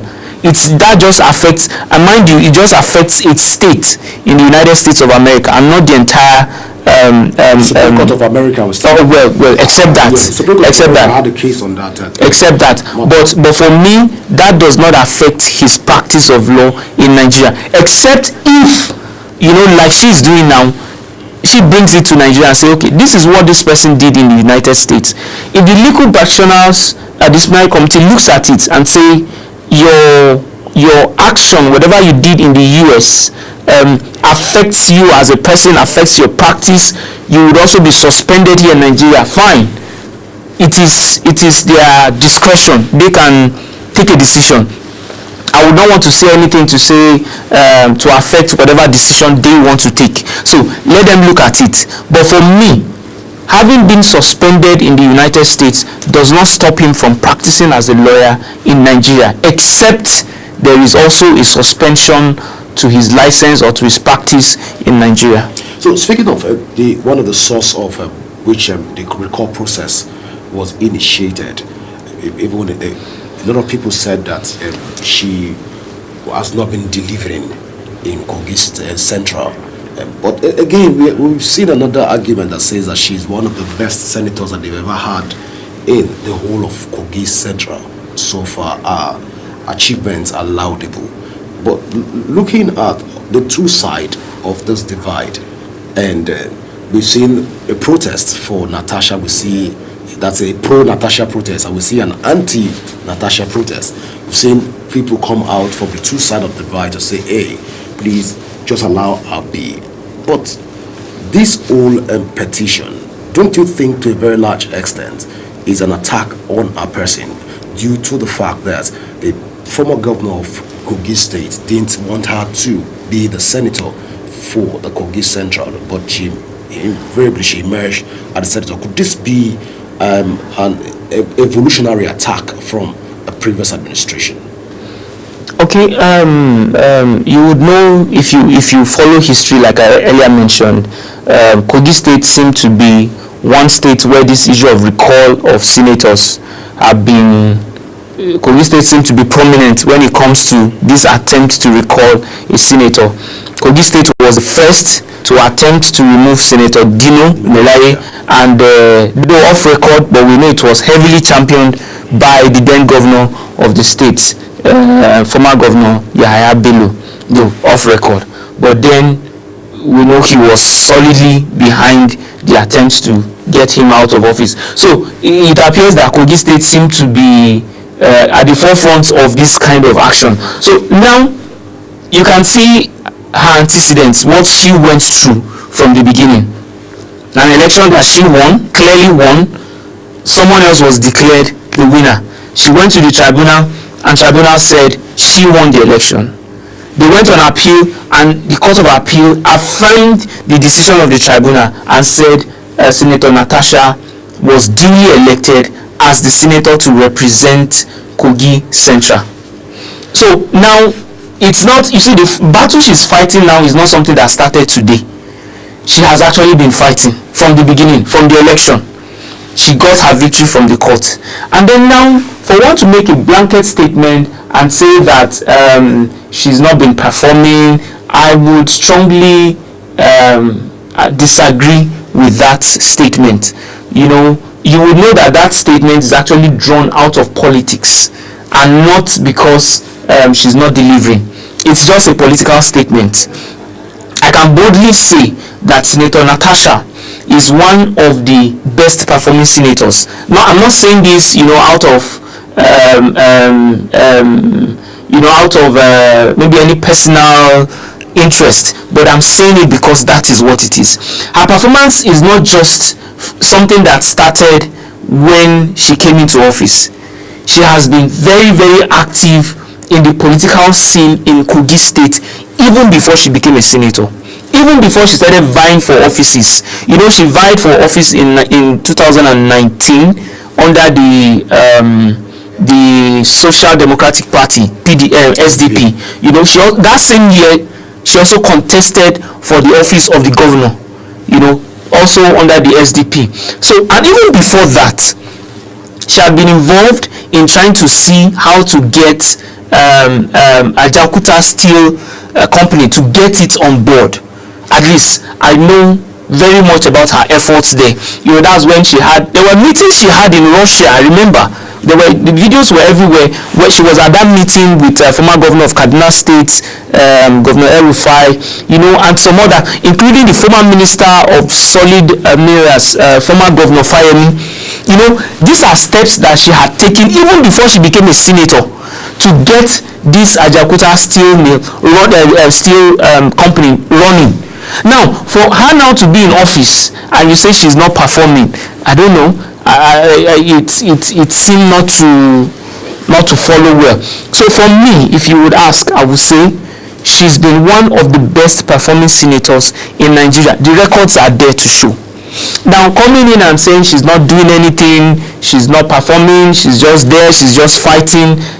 If you would ask me, I would say that is a political statement made by an opposition, made just to frustrate her stay, and also made to enhance the recall process. I can assure you, though the possibility is not there, that if this recall succeeds, we are almost 100% sure of the person that will get the tickets to continue her stay, to continue her tenure in office. I can almost beat my chest on who will get the ticket. So, let me not go into that, that's more of speculation. But then, no one has any justifiable reason or justification to say that Senator Natasha is not a performing senator. You cannot say that. You cannot say that. As far as I'm concerned, and as far as the records are there to show, she's one of the best performing senators, and not just best performing, one of the closest senators to her people in her constituency. She's one of the closest to her people because she's not the Abuja sitting senator. She's the type that goes back to her people. The records are there. So let's not just sit down and say she's not doing anything. It's a political statement. It's a political statement to see how to downgrade her and let whoever to see how to frustrate her out of office. It's a political statement. All right, let me agree with you that that's a political statement because, like you rightly said, the fact speaks for itself. But then again, this recall process, she is a lawyer, and of course, I understand she's a lawyer. I don't know my facts are right, but then all of this dramas that has been unfolded, even the recall process that we saw. We thought that the Nigerian Bar Association will also want to speak up on this issue or try to even stand for one of its own in this particular matter, or want to intervene in the matter between Godswill Akpabio, who is a lawyer, and also Natasha Bassey, even from the legal angle. But we've not seen any of this. Could it be that the Nigerian Bar Association is distancing itself when its own is having a challenge? Okay, I wouldn't say that the Nigerian Bar Association is distancing itself. Number one, which is a very important issue, is the fact that all these matters, these issues are sub judice. That is, they are all before the various courts of competent jurisdiction. So now that these matters are in court, it is not proper, for the NBA or for any organization to take sides and say, oh, we are for Natasha or we are for Akpabio and all that. And of course, like you rightly said, they are both legal practitioners. If the NBA decides to take a position, this might actually bring controversy to the NBA, because then the NBA, you see people who will justify the position of the Senate President. You also find people who will justify the position of Senator Natasha. So, in the interest of justice, and also to align itself with the position of the law that says once a matter is sub judice, you don't take position, you don't side, you don't support any side. I believe that is one reason why the NBA would be in the best position not to say anything. To just be neutral. Yes, to just be neutral. Let the courts decide. The place that we have gotten to now is a place where let the courts do what they want to do. If is it in the issue of defamation, it's before the court. Issue of sexual harassment is before the court. Issue of the recall is also before the court. There was a ruling stopping. There was an order of the court stopping the recall, and then there was also another order shortly after, I think about a week or 2 weeks after, saying let the recall process continue. So now that all these issues are before the court, it's best that the NBA would sit and watch. They can intervene to be intermediaries between the parties. They can come in and say, okay, we want to mediate. Yes, nothing stops them. They can also make a statement and say, okay, these persons are members of the Nigeria Bar Association. We want to mediate. But to take a position and say, we are supporting this person is right, this person is wrong, it would be improper for the NBA to do that. For example, now we can see what happened in Rivers State. NBA made a statement.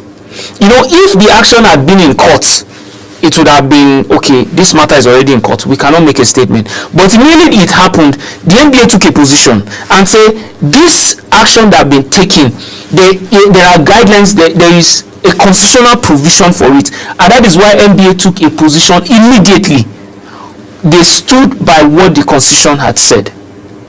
So for me, the NBA best remain silent on this issue, except they are coming in as mediators between the parties. But we'll not say, even as coming in as a mediator in this particular issue, we've not even seen the NBA come out to mediate, to even provide advisory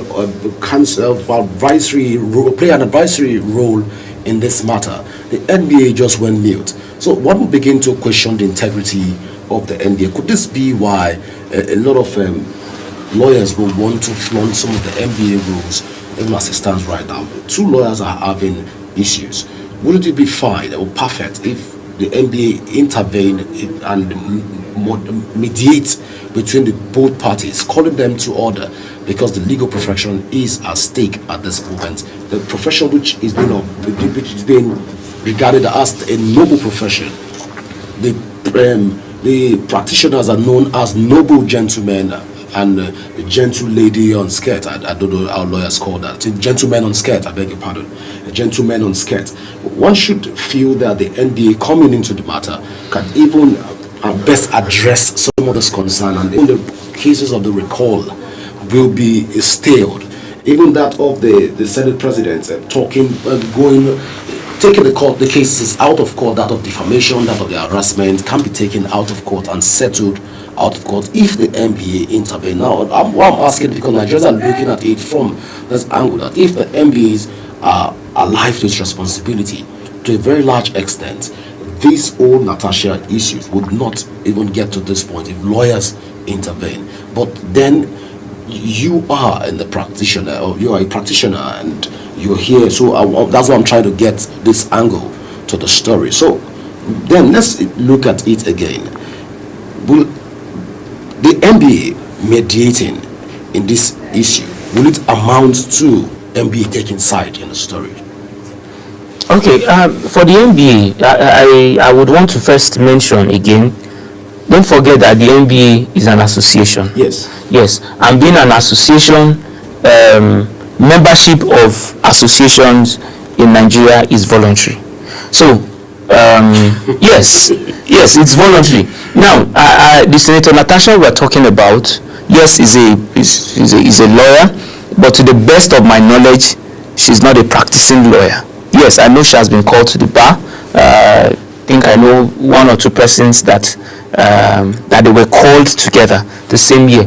But to the best of my knowledge, and the few years that I've known her, she's not practicing as a lawyer in Nigeria. So then she might come up and say, I'm not a member of the NBA. We actually have lawyers in Nigeria that will say, I am not a member of the Nigeria Bar Association. That is one. No, well, you can still practice. Appear before a court. You can appear before the court. It's an association. Now, we currently we also have another association that also houses lawyers in Nigeria. So now, Senator Akpabio, now the Senate President. Well, I don't know so much of his antecedents, but you would agree with me that in the last, let's say, close to 20 years or thereabout, he too has also not been practicing, because for the last couple of years he has been in government. The last close to I think 8 years now, he was in the Senate. 8 years before that, he was a governor, you know, and then even before he became a governor, I think he was a secretary to the government. So talking about the last 20 years or more, I'm not sure he has also been in the practice of law, regular practice, lawyer that goes to court and all that. So don't be surprised if neither of them have been paying their practicing fees, they have been associating with NBA and all that. So then we must say that the position NBA takes, they would have to be very careful. Let us be sure that they are our people, they belong to us. Now, I wouldn't want to be an advocate for NBA. At the same time, I wouldn't want to say that they are not doing the right thing or they are doing the wrong thing. For me, the position they are taking or they have taken so far, the silence that they have given to this issue, if you would ask me, is actually best. Because these matters are already in court. The proper thing is, once these matters are in court, let's just leave it. Let the court decide. It still would not stop them, like I said, it still would not stop them from approaching either party and say, see, this matter is becoming ugly. It's becoming, the forest is already on fire, like I said earlier. Let's see how we can discuss this thing. It doesn't stop NBA from doing that. I wouldn't even say, I wouldn't know rather, it's even possible that discussions are going on. It's possible. So let's not just say that they are mute, they are not doing anything, they are not saying anything. Let's not say that. Discussion might be going on underground. Mediation, reconciliation, let us see how to discuss this thing. Let us see how to, everybody shields your sword and let's discuss this thing. This dragging will not, it will not help anybody. It will not help anybody. It will only be setting the bush on fire. All right, thank you for that clarity. Although you said you're not going to be the mouthpiece of the NBA for this particular conversation, but then let's even return back to the conversation on Natasha recall petition. Of course, it's becoming dirtier. We saw what transpired just yesterday between the former Minister of Education and a senator, like you mentioned before now. But it's getting even worse because we don't know, everybody's keeping their fingers crossed, not knowing the next evolution that is going to come out from this whole conversation. But on this recall petition right now, I believe you've gone through the INEC Act and you understand some of the modalities for this act. If INEC is able to provide, the petitioners are able to provide enough details, contact address, emails, phone numbers of the over 200,000 petitioners, is there still a possibility that this petition will go through? And again, when this happens, if that's the first side, on the second side is, if this happens, will INEC at that point be able to now say, hey, we'll start sending emails to this person, inviting them to, or how will the process be? What is the interpretation to that particular section in INEC Act?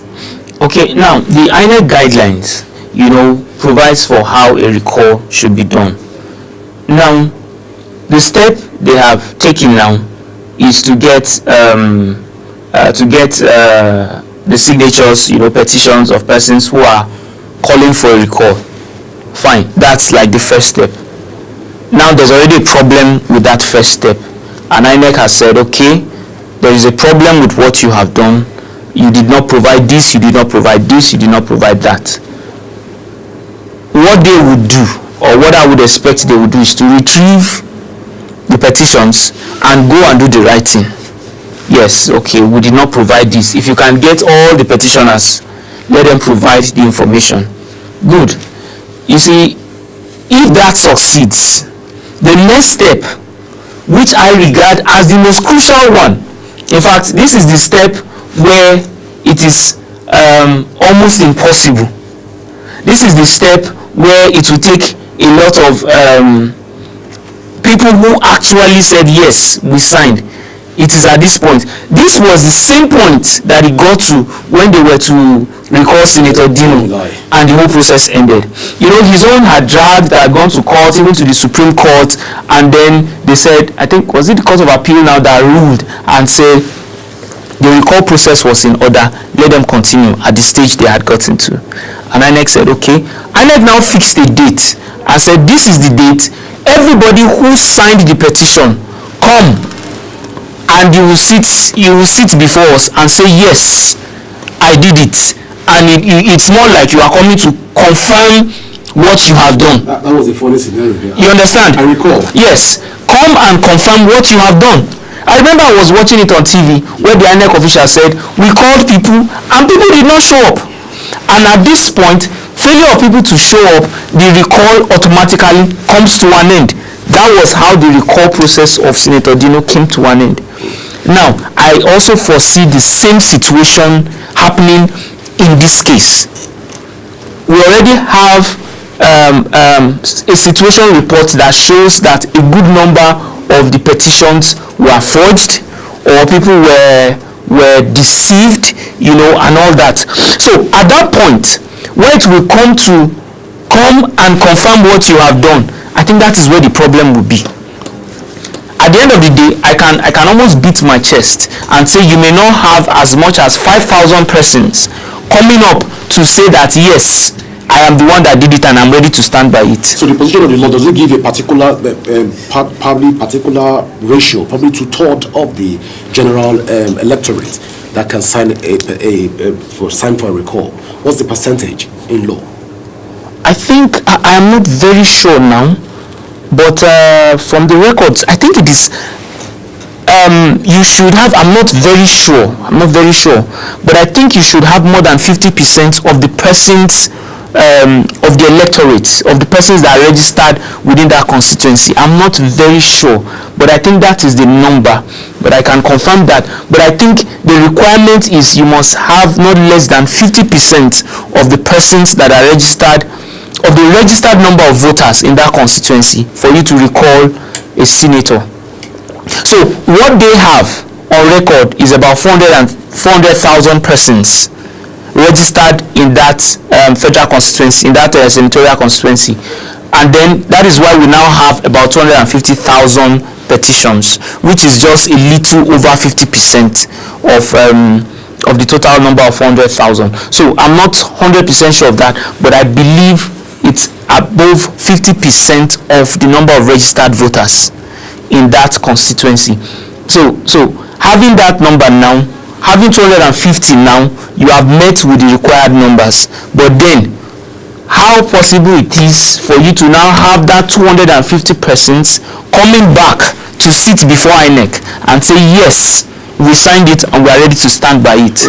But Mr. Balogun, the way you were smiling about this, it looks like a near impossible mission. That, like you're not seeing this go through at all from your own angle. It's for me, it's almost impossible. But you see, unfortunately, in Nigeria, we see some things that should not be. We see it happening.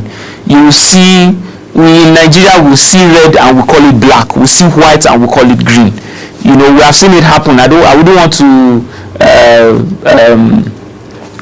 make reference to incidents, but we have seen where they turn things around in Nigeria.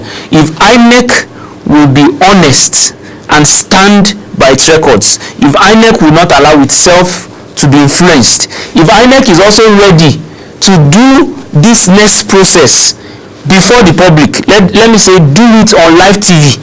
Every person that said yes, let them come on live TV and say yes. You know, if they are ready to do that in all honesty, then I can almost say it is impossible. It would not happen. I can almost beat my chest to say that you will not have 5,000 persons come out to defend whatever has been signed. Well, people for Kogi Central will likely not agree with you, but Barrister Balogun, I want to say thank you so much for being a part of the show this morning. Thank you very much. All right, we'll go for a short break, and when we come back, more conversation even on Global Morning. Please stay with us as the show continues in a moment.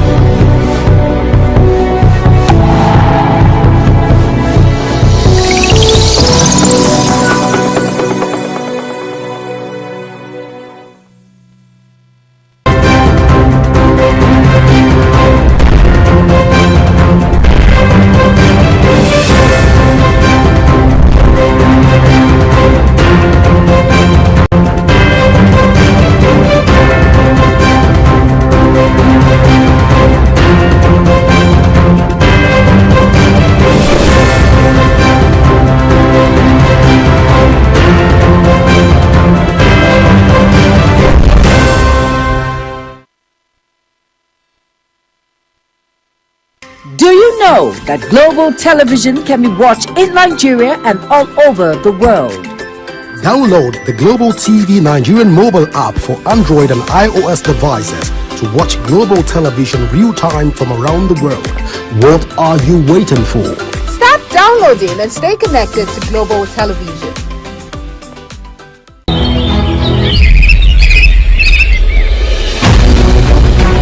Global Morning is your top morning show here on Global Television. We bring you fresh news updates daily while delving into a variety of current affairs and topics. A Global Morning aims to deliver newspaper reviews and latest news with experts on key global issues. And at the same time, keeping you well informed about important events, both national and international. Global Morning serves as a valuable source of information, helping viewers like you start your day well informed. Stay connected from Mondays to Sundays to a wide range of the latest news making rounds on Global Morning. We're on the road to protest. The president meets all of our demands.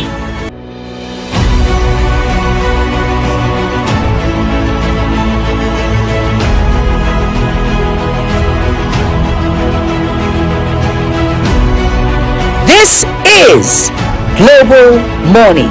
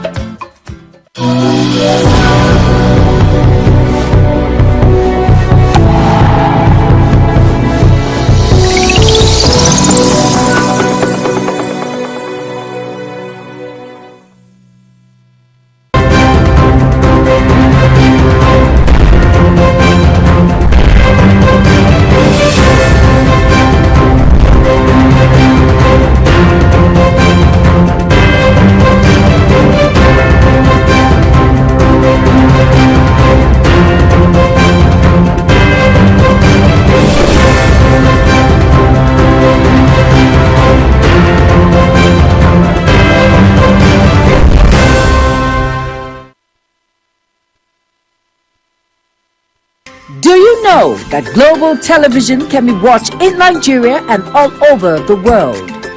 Download the Global TV Nigerian mobile app for Android and iOS devices to watch Global Television real-time from around the world. What are you waiting for? Start downloading and stay connected to Global Television.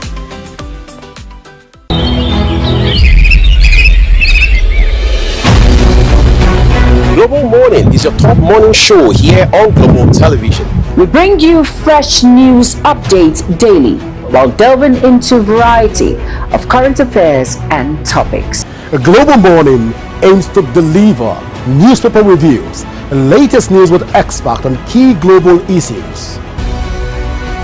And at the same time, keeping you well informed about important events, both national and international. Global Morning serves as a valuable source of information, helping viewers like you start your day well informed.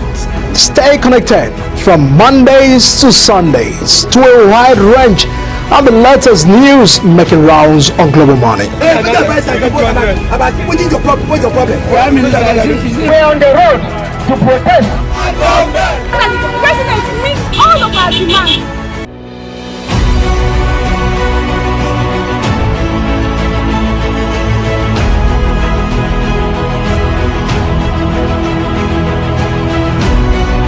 This is Global Morning.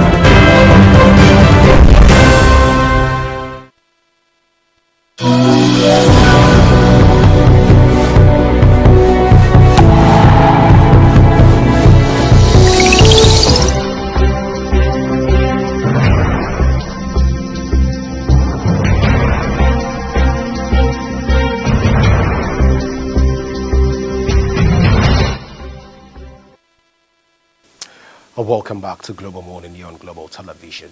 Just in case you're just joining us, well, quite a lot of conversations that we're trying to look at. Just to let you know that the weather is a bit hazy in some part of the country, and also the heat wave is still out there. So try to ensure that you stay safe and stay good wherever part of the country that you find yourself. Ensure that you drink a lot of water to stay hydrated. Of course, if you're observing the Ramadan fasting and also that of the Lent, try as much as you can not to stay in under the sun. You can stay probably on the shade, and try not to walk yourself around some of these areas, because it's not too healthy. The sun will make you to be dehydrated, and so all of that concerned. But then let's even look at some of the waste management in Nigeria in general. So we'll look at waste management in Nigeria and some of the ways we can control waste management in Nigeria. And joining me to talk about this issue is Professor Aliyu. Professor Aliyu is the former DG of Nesria, and we'll be talking about this issue. Good morning, Professor. All right, so we're trying to get public connection issue. We're trying to get Professor Aliyu to talk to us about this. But generally, we have a situation where we have quite a number of waste irregularities in waste management and waste disposal in the country. But then we want to look at all of these issues in general, to put across the T's and dot the I's on this conversation, because waste management is to some clients, in some communities, to some people, waste management is just a waste management. But until you begin to understand that waste management itself is a business, I never saw that business angle of waste management before. I think the first time I saw waste management as a business was somewhere in Lagos, the financial capital of Nigeria, was where I saw where waste management was actually a business in Nigeria. It was strange. A colleague was telling me then that if you're not careful, you can be defrauded, even on top of the Ojota waste, the waste and dumping sites that they have in Ojota. When I got there at first, the place was, I said, this place stinks, and it stinks. But then again, when I started going, I think that the whole stinkiness of the place started disappearing as soon as I started. I summoned the courage to climb up the dumping site. I went up. It's like a mountain. You have to climb up. And I went up. And at the point, I wasn't perceiving anything. I was like, okay, where is the whole waste that we were perceiving before coming up here? But then you wouldn't know that there is also a business side of waste. Even within the Federal Capital Territory, we've seen people that assemble waste. You see people assemble tires. They go about picking not in use tires. They pick them and they assemble them. They resell. People pick. I see some of these guys. They pick. At first, I was asking, why are you guys picking plastics on the road? Why are you picking plastic? And somebody had to explain to me that they have to go and do some form of refurbishing, some form of rebranding of the plastic cans that you have, that they'll go and sell the Crown Cork, they'll sell the bottle, they'll sell this, and they're making money. Now, so all of this conversation, we want to look at it.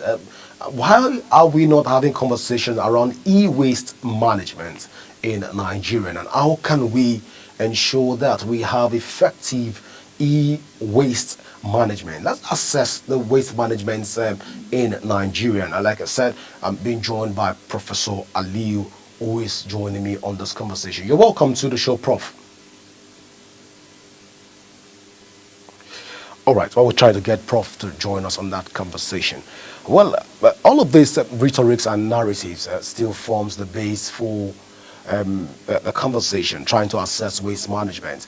Like I've mentioned the business part of waste management, and I've also mentioned e-waste management systems where a lot of electronic management of waste in the country. Of course, I'm trying to also see how we can talk with a lot of waste managers in the country to see how best we can manage waste. Because then, if people understand that waste management is a big business, I think conversations from that angle can have a very positive influence on how we see waste and how we treat our waste.